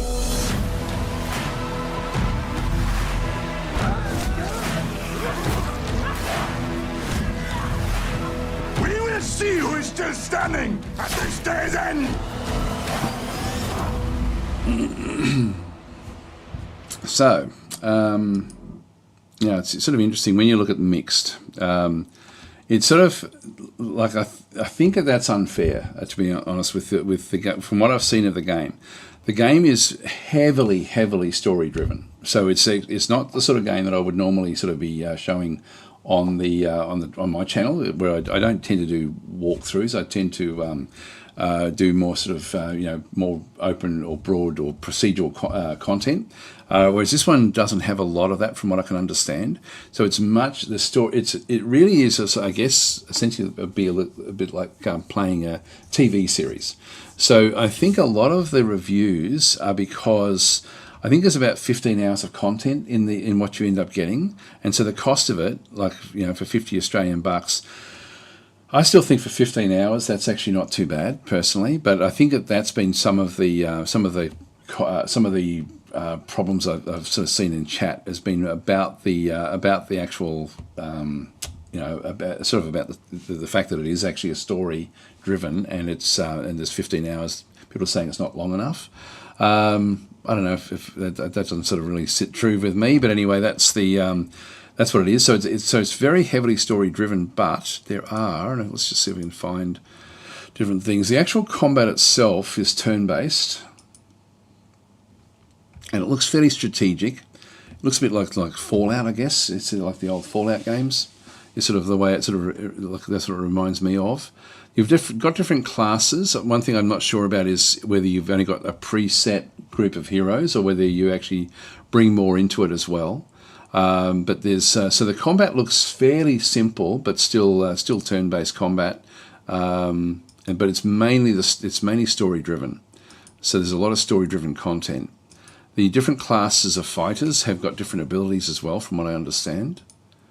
Can't really sort of tell much from any of this. It's a good looking game though,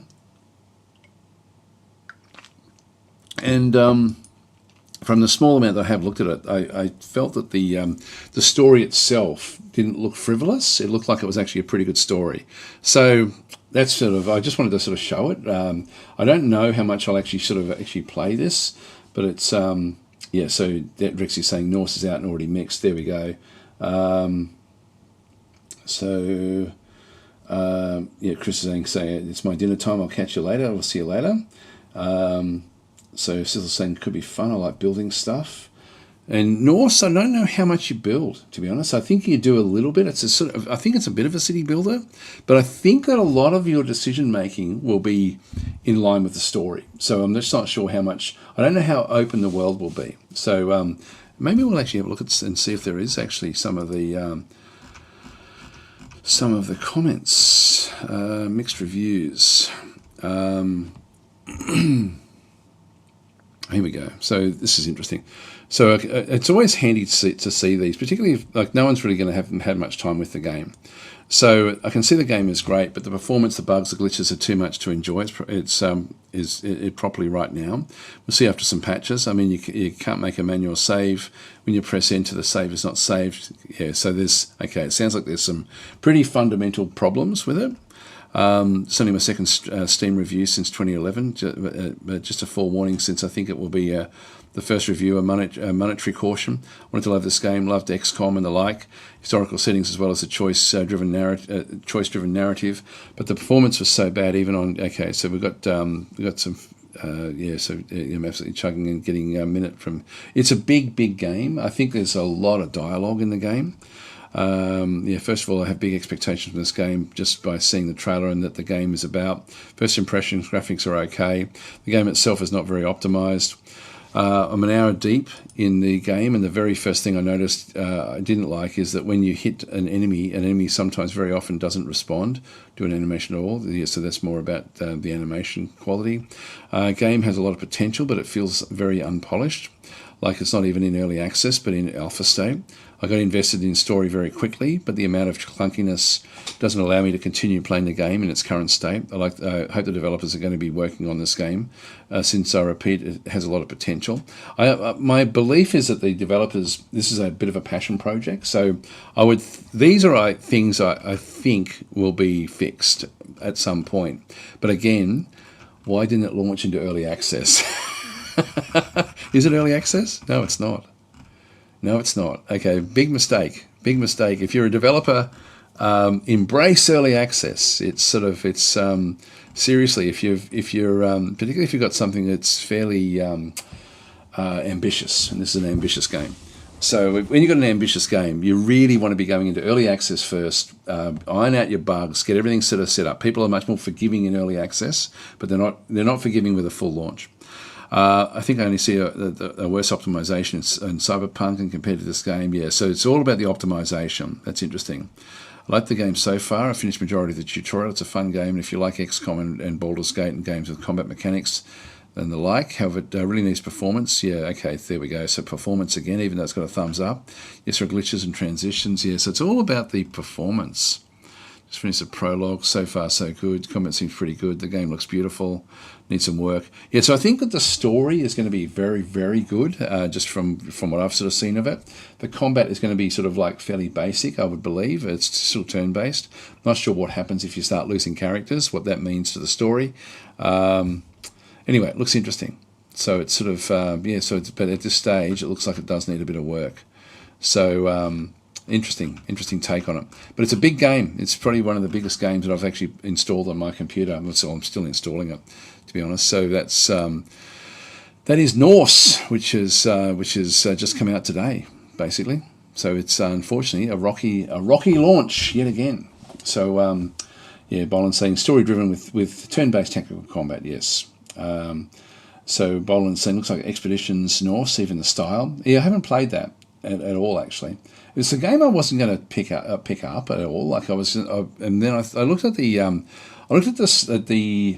I guess the maturity of the story, and I thought this has actually got some good writing in it. Like it's actually well written and well acted, and so I thought it's probably worth showing because just from a story perspective, I think it looks very, very good. It looks very mature, and I'm thinking of other games where the game itself can be great, but if you've got crappy dialogue or things that just aren't realistic, it ends up really hindering the immersion. And this game does look like it's got pretty high immersion, or will have once they sort of fix up all the different bits and pieces. So Thorn Element saying Norse looks like simplistic war tales, like battles separated by cutscenes. Yes, it does a bit. Drex is saying, I think the mix is technical problems, so wouldn't say it's unfair. Yeah, a lot of comments were that the pricing was going to be too high, and I thought the negative comments were going to be about that, to be honest. That people felt that the price of it was too much for 15 hours, and so that's why my first response was to look at that aspect of it. But it is it's the actual performance that's the problem. Yep, so Thorn's saying the same thing. Sizzle's saying they should make a Norse game about doing real Norse things like farming, fishing, and trading. Yeah, well, what's that game? There's, I I tried contacting the devs some time ago. They brought it to Steam. It was a free game, but now you can buy it, fairly cheaply on Steam. I can't think of what it was. It was sort of like, it was very open world. It was a great game, actually. God, I can't think of what it is. Is it on my desktop? It would be under Ancients if it was anywhere. No, it's not there anymore. Valheim, no, it wasn't that. It's been around for a long time. Like a hell of a long time. And it was a bit like, like Dwarf Fortress and sort of Cataclysm Dark Days Ahead. It was in that, it was like those games and this one were all sort of together. And it was a survival game, but a survival game based in Norse sort of legends and Norse, not legends, but just surviving in the far north. Iron something? Yeah, I'm not sure. Unreal World. That's it. Unreal World. Let's have a look at that. We'll do a diversion. Sorry, just get rid of that one. Unreal World. There we are. This is it. Yeah, so very positive. Came out 10 years ago, but it would still be fine. 93% in through this other side. I did try to contact the devs, but they never responded back. And this is a few years ago now. I should try again, I guess. But this is a game where you essentially just go through and sort of survive in this wilderness. But it's a really, really cool game with different sorts of aspects. This is like a village, but it's sort of like it's a real roguelike. In the sense that it's actually, like it's a real survival game with all sorts of different abilities that you end up having, how you do different sorts of things. It's you don't last very long in what does go on through here. So it's got a lot of detail. But I haven't played this in years and years. It's still being developed.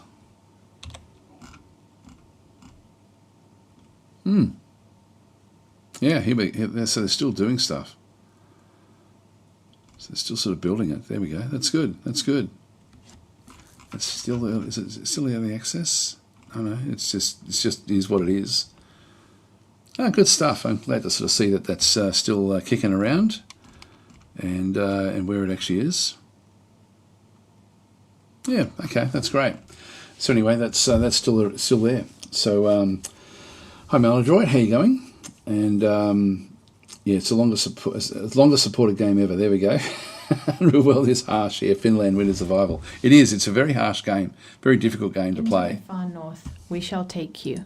It's a funny game. It's sort of really, it feels so unpolished, but it's so good what it actually does do.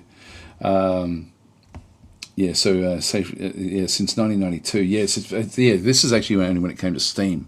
So it came to Steam 10 years ago, but it's been in development for a lot longer. So, hi Star Mage, how you going?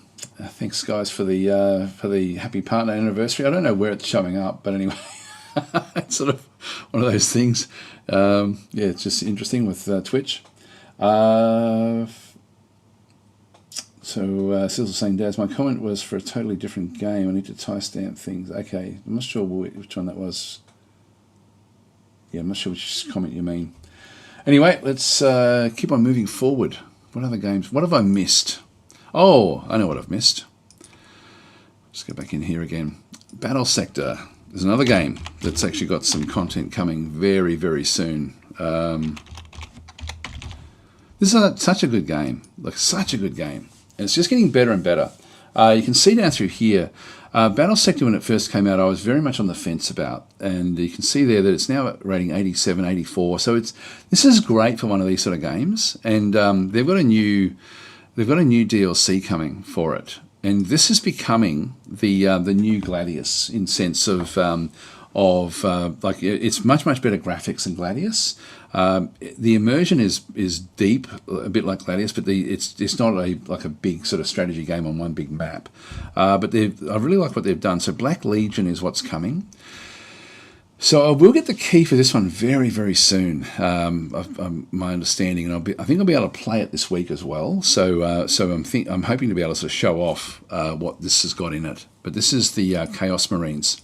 So if I just sort of go and bring them in, so essentially got like all Chaos elements as well. But there are certainly there's a Space Marine down the bottom there. Yep. So they've got like, is that a I don't know what the Chaos... I don't know much about the Chaos side of things. I don't know what class of tank that is that's sort of been changed over to Chaos. But these are Chaos Marines, I think, aren't they?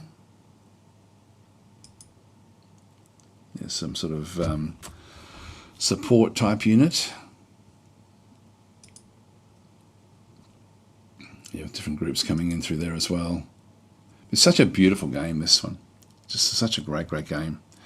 So anyway, as soon as I get my hands on that one, I will be playing that one and sort of showing that one off. I've really enjoyed this.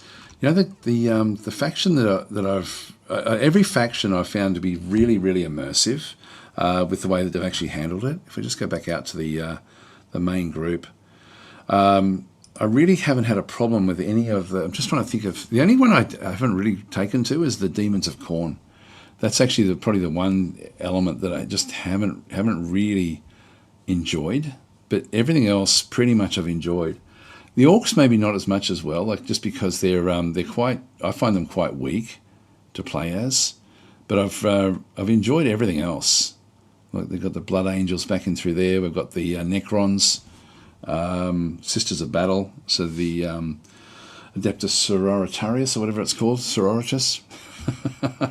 Astro Militarum, that was a great one. I love that one. It's funny. This one's one of the others. Like we've got mixed reviews there, mixed there. Orcs is positive, which is the one that I've got is mixed in my head. Sisters of Battle, I really enjoyed. That was mixed. Necrons is mixed. What the hell? What the hell? Very positive there for Blood Angel elites, Tyrannid elites down through there as well. Black Legion, yeah, it's gonna be interesting. That's funny. Funny. This playing as the Astro Militarum is actually quite. You got to play it in a very particular way. It's quite a strategic way of playing the game. What is the rating on that? 47. Wow. I really like this. For me, this is the best of the DLCs. I really enjoy playing them, and I don't like Astro Militarum in most games, but I do in this one. I find them really, really cool. What are people saying about it?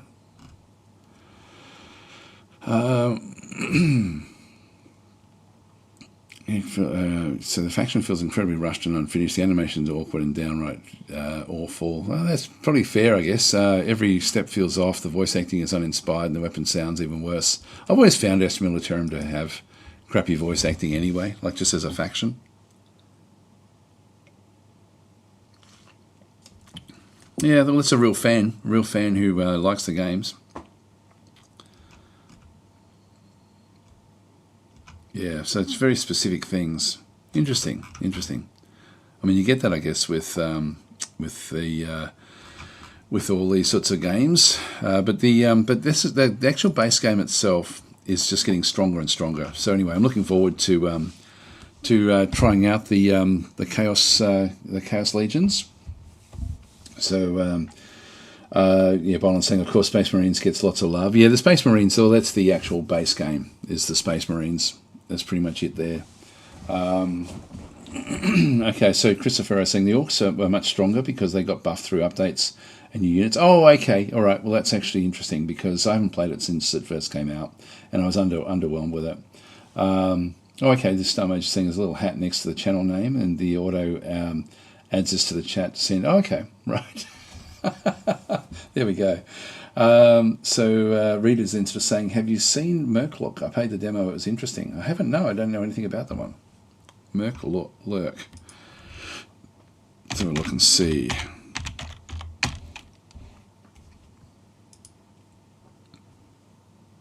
I don't think I know anything about it.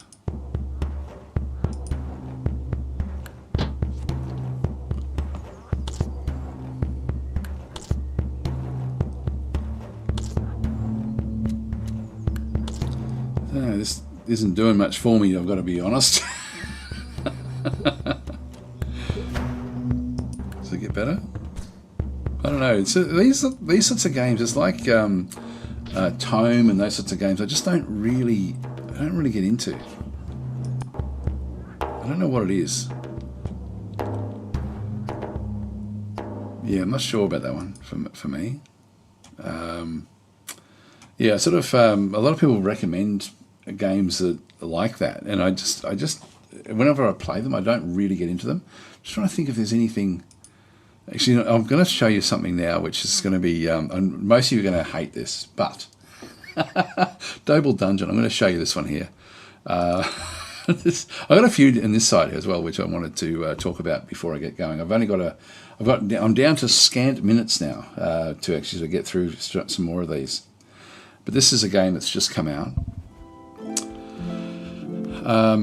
If I go into a new game, so if I go to say challenging in through here as an example, it looks really childlike, and I guess if you're playing beginner, it is, but it's sort of like this is a beer and pretzels game. Anyway, I know many of you will not like this. I've only got 3. I've got a whole lot of locked people in through here. I only have one of these each.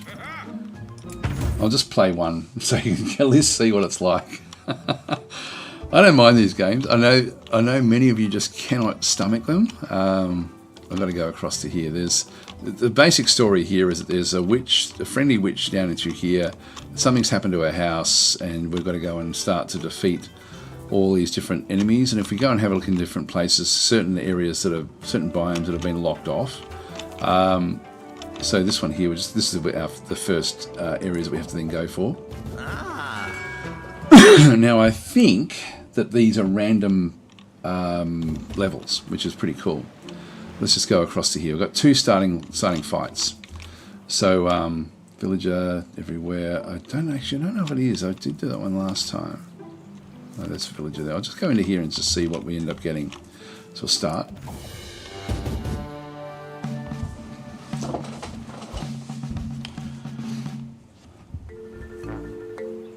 Falklands, how are you going? Yeah, okay, so it looks like it is random each time you play it, which is pretty cool. So it's random terrain. It looks like it's even got random units that you then have to go and fight against. So in this case, we've got like a melee unit there with 8 hit points, 7 for a ranged unit, 8 for that one through there. And we have like so the villager goes first, then Amber, like the actual sort of like the demon girl or whatever. Then we've got 3 of the grunts, so they're going to be able to move. And then we've got our Christian, who's sort of like our main fighter, our healer, and then we've got the other 2 with that scout being the last one. So they start off with movement. It's fairly sort of simple. They roll a dice at the very, very start, and this allows some of their abilities to then kick in. So it's quite a simple game. She has an ability. If I go to attack, you can see there that she, like for me to attack any one of these, I'll need to go and do it. She can do deals 2 physical damage no matter what I do. The range is between 2 and 4. So I'm guessing if I just go back to move and move to there, I can then do the attack, and this one's now in range.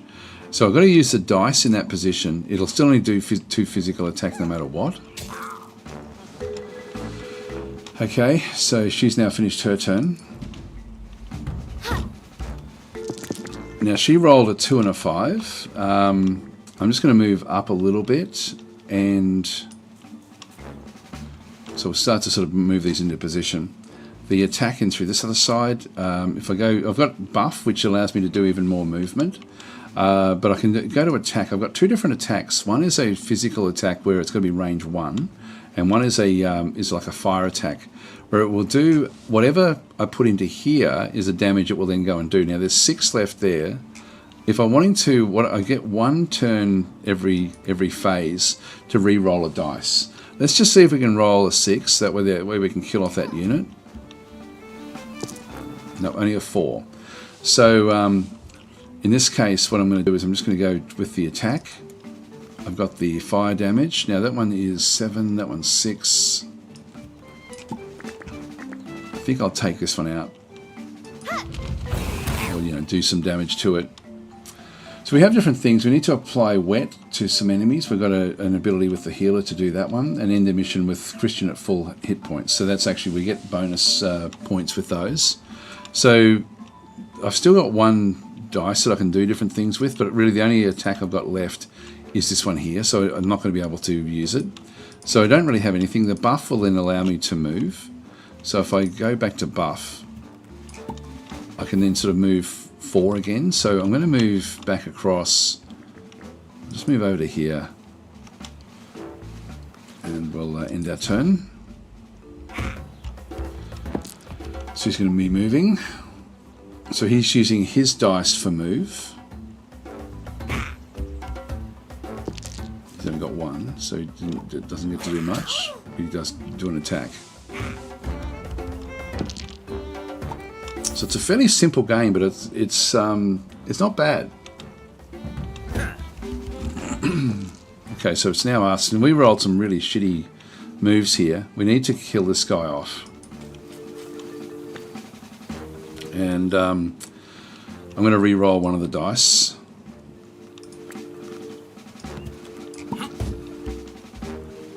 Is that a 5? Yep, that'll do. That'll help me at least a little bit with this attack. So just got the physical attack, put that one in there. It's just whatever the dice roll is. Oops, hang on.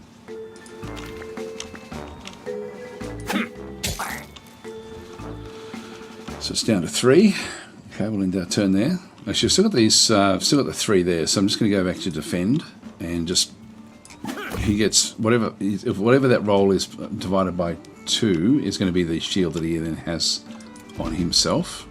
I won't play this for too long, but oh, there we go. We got a 6. Now, if we have a look at the attack into here, this one only does 3 physical damage no matter what we use.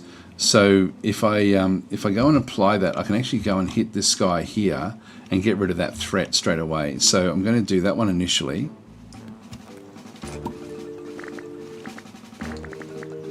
And that will then kill this one off. That applied wet, so we now have wet applied to one of the units. And hopefully we can do the healing.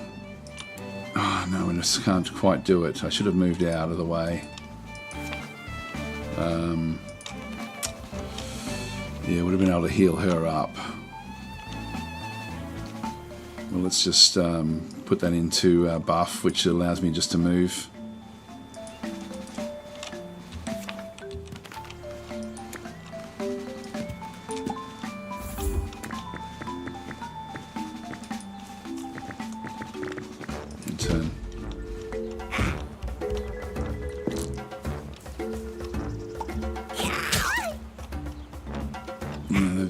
We need to protect the villager.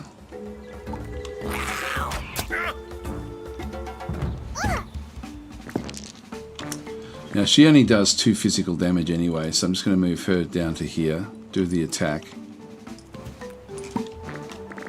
That's 6, that's 4. That's what she can really do.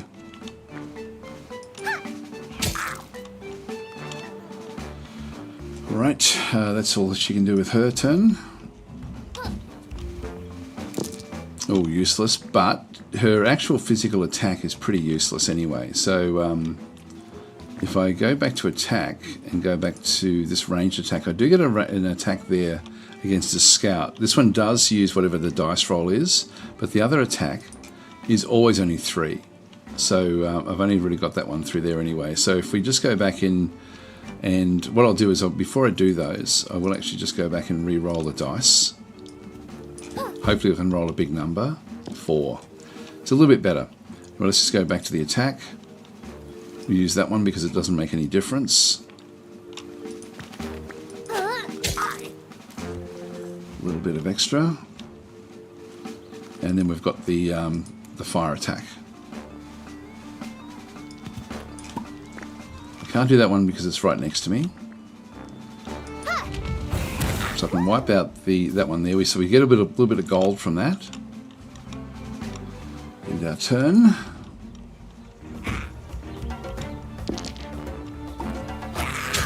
So only 1 physical damage. They're not very strong.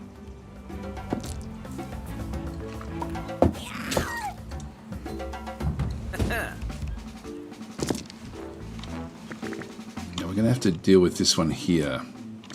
None of these are good enough, so I'm just going to go back to dice. I'm just going to roll one of these. 2, even worse. Okay, well,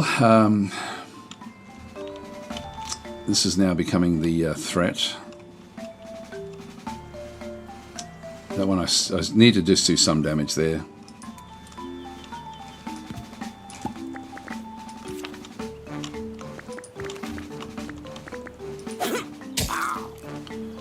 So I can't really do much. Just go back to defend. That'll give me 4 shield. And that's what we can do there. It's getting close. But I like that it's random, you know, like it's actually pretty cool in that sort of sense. The attack, I can kill that one off. I think I'm going to be okay there. So we'll do a single attack here with the wet, which always just does 3. That'll then kill this unit off. God, I keep on clicking on the units in front. So that then has now, we've got our wet enemies, so we've done that one through there. And we then actually have heal. So this one does, so whatever the roll is, divided by 2 for healing. So I'll just heal that one up, just so I can stay in the fight.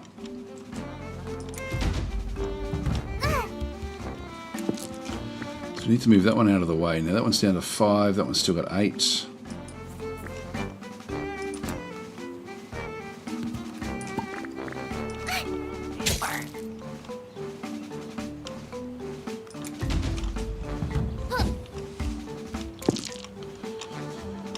Okay, now,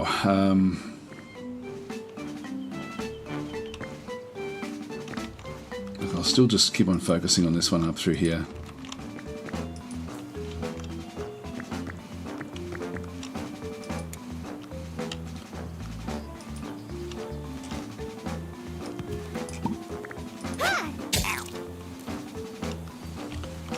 I can't really do anything else. I just end the turn.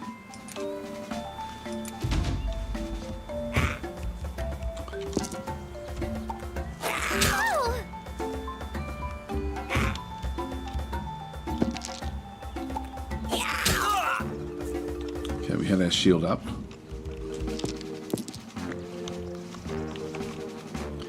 So we have a 6 there, that's all we need. Kill that one off. So he's gone. And there's really nothing else for us to do there. So we've just got one more to do. It's a nice simple little game, it's good. This one's only down to 2, so we'll just do the attack.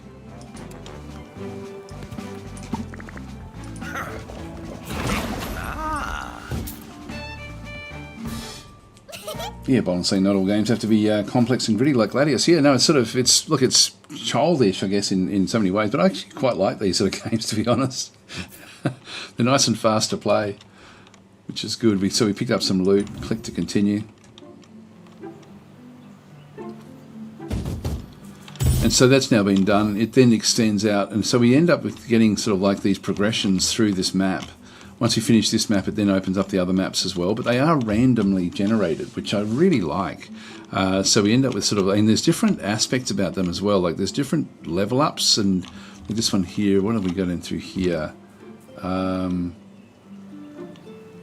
it looks like this one's got chickens. Chickens actually give you a different type of abilities. Anyway, I won't keep on playing it, but it's, one thing it doesn't have is you can't save multiple runs, so you only got the one run, which I don't like. I wish that they would actually allow you to actually have actual multiple saves, but it doesn't do that for whatever reason. I don't know why devs do that nowadays.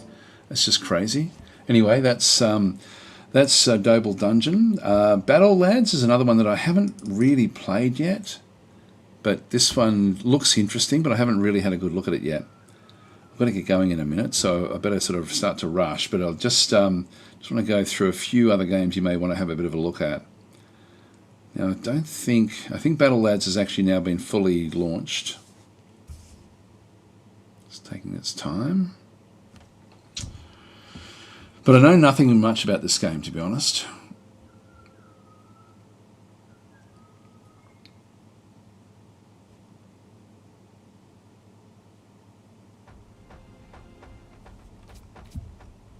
So you sort of end up playing, like you've got different factions that you can then go and play as. So you end up sort of like creating these different groups. I won't play it because I don't have time, but I could don't play. Continue. It's sort of it's real time. So this is actually much more of a real time roguelike, I guess, where you sort of run around and do different things. So it's sort of and again not usually my type of game, but it's sort of it does look interesting. So as you sort of then come back through, you will then should be attacked. What do I have to do here? Anyway, whatever it is. Oh, there we go. I'm pretty useless to these sort of games anyway. It's sort of, but this is a real-time sort of game. Again, I'm not sure what's going on really with it all.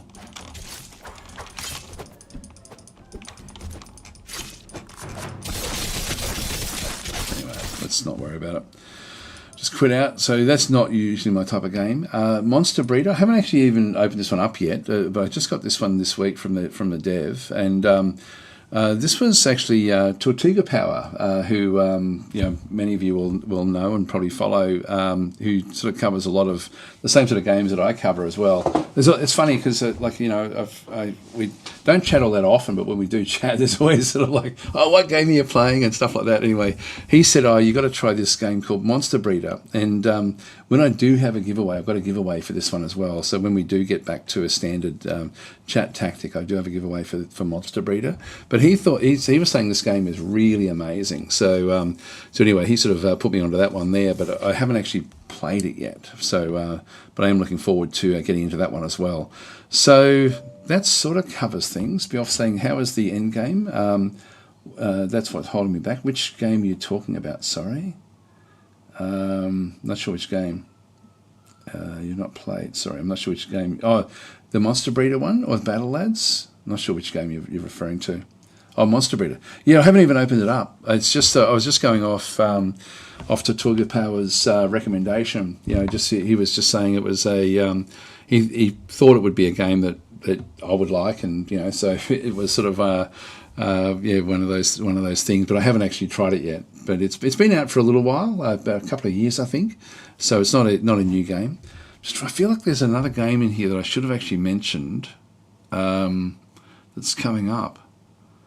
I didn't write down a list of what I was going to cover, actually, unfortunately. So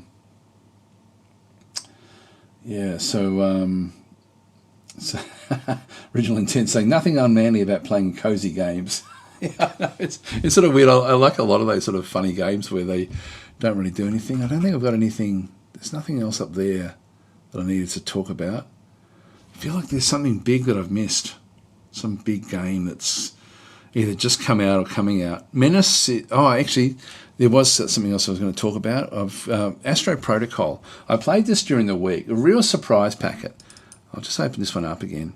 I've been playing this a lot, just for fun. And when we played it, there was a few little things that like the dev actually joined the stream, which was great.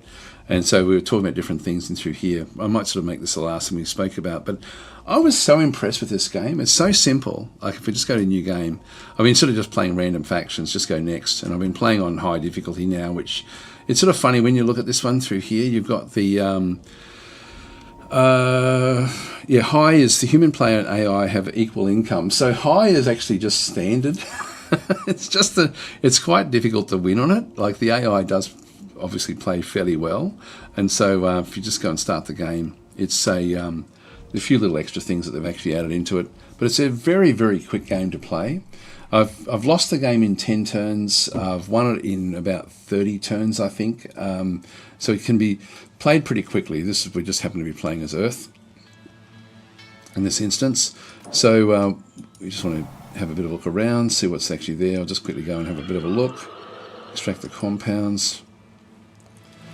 I can just build different bits and pieces. In this case, what do I need? I need energy. I'll just build an energy solar plant there as an example. So it needs to be next to a sun. There's a gas planet there. you end up on, I won't talk about how to play it, but what they've done with this one now, what the devs done, so this is actually in a little pocket in the corner by the looks of things that we actually have in through this other side. I'll just go and grab I know I can't even afford it. I don't have enough income at this stage. But the game itself now has got, like, he's added a couple of extra things based on what we were talking about. Like, one thing you find is when you've got a lot of ships, you can't really see what's going on. So he's now got a toggle for the ships so he can turn them off. And also a toggle for the space station, so you can sort of just sort of see it ghosted back. So I think this will actually help a lot with just in the sense of being able to see things more strategically. And then you've also got something where it'll then sort of knock back the actual planets and stars, etc. as well. So you're going to be able to toggle things off to be able to just play very, very strategically. So anyway, I'm sort of he put them in pretty quickly actually. So it's just pretty amazing. But I'm really taken by this game. So I sort of just wanted to mention that again. I almost played it instead of doing a ChatTactic, to be honest. So it was almost I was so close to just playing it. It has crashed on me a few times, but he's and I mentioned that to him, and he's actually been addressing that. So I think that there's an update coming out tomorrow, which should actually make it a little bit more stable. But it's actually been pretty cool. So Gary Oakes saying, did you already talk about Sintopia? Yeah, we started off pretty much talking about that one. I was interested in what people thought of Sintopia. I'm really enjoying that game. I thought I actually still had an active playtest, but my playtest is not working as well. And I know that I've got other. I'm supposed to be able to keep on playing it from what I was told by the dev. So I'm going to have to ask what's happened to my Sintopia playtest. But I'm thoroughly enjoying that game. Like it's been such fun to actually play, and it's like I did a video which I was actually really disappointed with the amount of people who watched it, or the few people where I actually failed on purpose, and I learned so much by doing that. It really showed the scope of what the game can do, which I thought was, if I just go back to my YouTube channel, I don't know how many people have watched that one now, but it was, so I was wondering whether it was just people weren't interested in the game, or whether YouTube had not sort of promoted it very well. Let's go to my videos in here. But it was something where, yeah, this is sort of funny. Like, we've got some big numbers around the other Sintopia ones, but not this one here, which is really, really interesting. Yet this one, of all the videos that I've done of Sintopia, well, I've only done 3, but but this one here, I really, really felt that this one showed what the scope of the game is more than any other. So it's sort of, this is, I'll just go and make it full screen. This, what I did was I ran a thing where I just basically connected up. I'll just get the sound off. But if I built all I did was I just connected a road in hell, and then just let everything just crash and burn.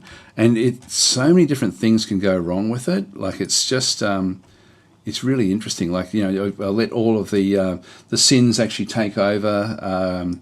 Like towards the end, what are we up to? Day 10. We should start to sort of see demons and things coming in by this stage.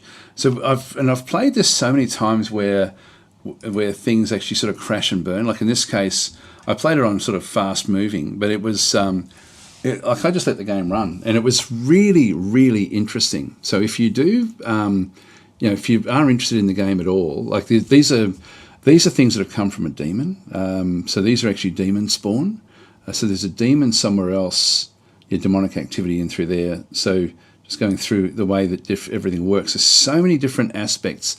These are raiders, like these are lizard men raiders, or Gorkas they're called. And so they raid your town, and it sort of all comes down to, you've got to figure out ways of impacting the overworld where you don't actually have a lot of power through setting things up in hell, and then these guys will then sort of come in and raid. So by this stage, everything is in total collapse basically at this point in time. So there's all sorts of bad things happening. There's all zombies and things that come out of the if you don't process the souls fast enough. It's really, really cool. Like, it's just so much that goes on in it. There's so many different ways of failure as well. So in this case, we're now almost at the end of of being destroyed. But it was such a good way to learn the game. It was it really opened my eye up as to just how rich and deep all of the different mechanics are. I'm sort of gushing over this game. I've really thoroughly enjoyed it. But I was really surprised at the numbers of this one. They were just so poor. I'm heartened to see that the other video that I did actually had high ones, but it's funny, there was so much learning in this particular one. We're just going through, there we go, there's a guy that just became a demon. If I just go back to where that one was, so what's actually happening there is, I'll try to explain this one, just with this one little piece. We've got people, I've just gone into where someone's sin is very, very high. So if I just pause that, so these guys here are envious, and so they've got like a high envy total. This one has just got to 100%, and at 100%, they basically summon in a demon at that point, and so we end up with a new demon. So I'll just let it run forward again. So the demon arrives. These guys then start firing at the demon because these are like rangers. So they're firing with their arrows at the actual demon itself. The demon will then find a resource node and go off and settle that resource node. So there it is in there. So it's taken one of the mining locations and set itself up, and it will then start to spawn these little characters that will then go and launch an attack on your settlement. And so you have to be strong enough with your people to be able to then to build armies up to then be able to bring them back in. But in this case, that demon is then going to start to push out various little soldiers to come and sort of start to kill you. So this is just one way that the game escalates into sort of like an end-game threat. There's so many different... There they all go. So these are all little guys that are sort of wandering off. But it's just funny. That video really surprised me, as I really thought that was the best of the three. and no one's watched it. And so actually, I did watch it. It was interesting to see how to play with no actions taken. Yeah, no, it really sort of shocked me, actually. I just thought, oh, geez, those numbers are for what I thought was a really where you can really see the scope of the game, because it really did show what the game can do. Because I was getting a lot of comments asking questions, like in the first video, like what does the game actually bring? And in this video, I thought this really showed just how broad the threat level actually is. So it must be the title, Who Wants to Learn How to Be Bad at Games? Yeah, maybe it is. It's I don't know if it's too late for me to change that title, but it surprised me, actually, because even normally when I show like failure in games, it actually they end up being pretty popular. So anyway, that was a funny one. It's a strange one for me. Anyway, I won't keep on sort of going through that one there, but that was a interesting sort of result there, because I really thought, that's going to be the one that people will actually learn how to play the game from. Sithel saying Sintopia does seem interesting. Yes, it's really, really interesting, just because there's so many different mechanics that sort of all collide in. Actually, geez, guys, I didn't realise I'm this late. I'm going to have to get going. I'm sorry, I'm going to have to cut everything short and leave the stream here. I've got to get and have a swim at the beach. It's been raining for a week, actually, so today's the first day without rain, so it's going to be nice swimming. If it's going to be a little bit murky, but it'll still be nice. Anyway, guys, I'm going to catch you guys later, and I'll see you tomorrow if you're around.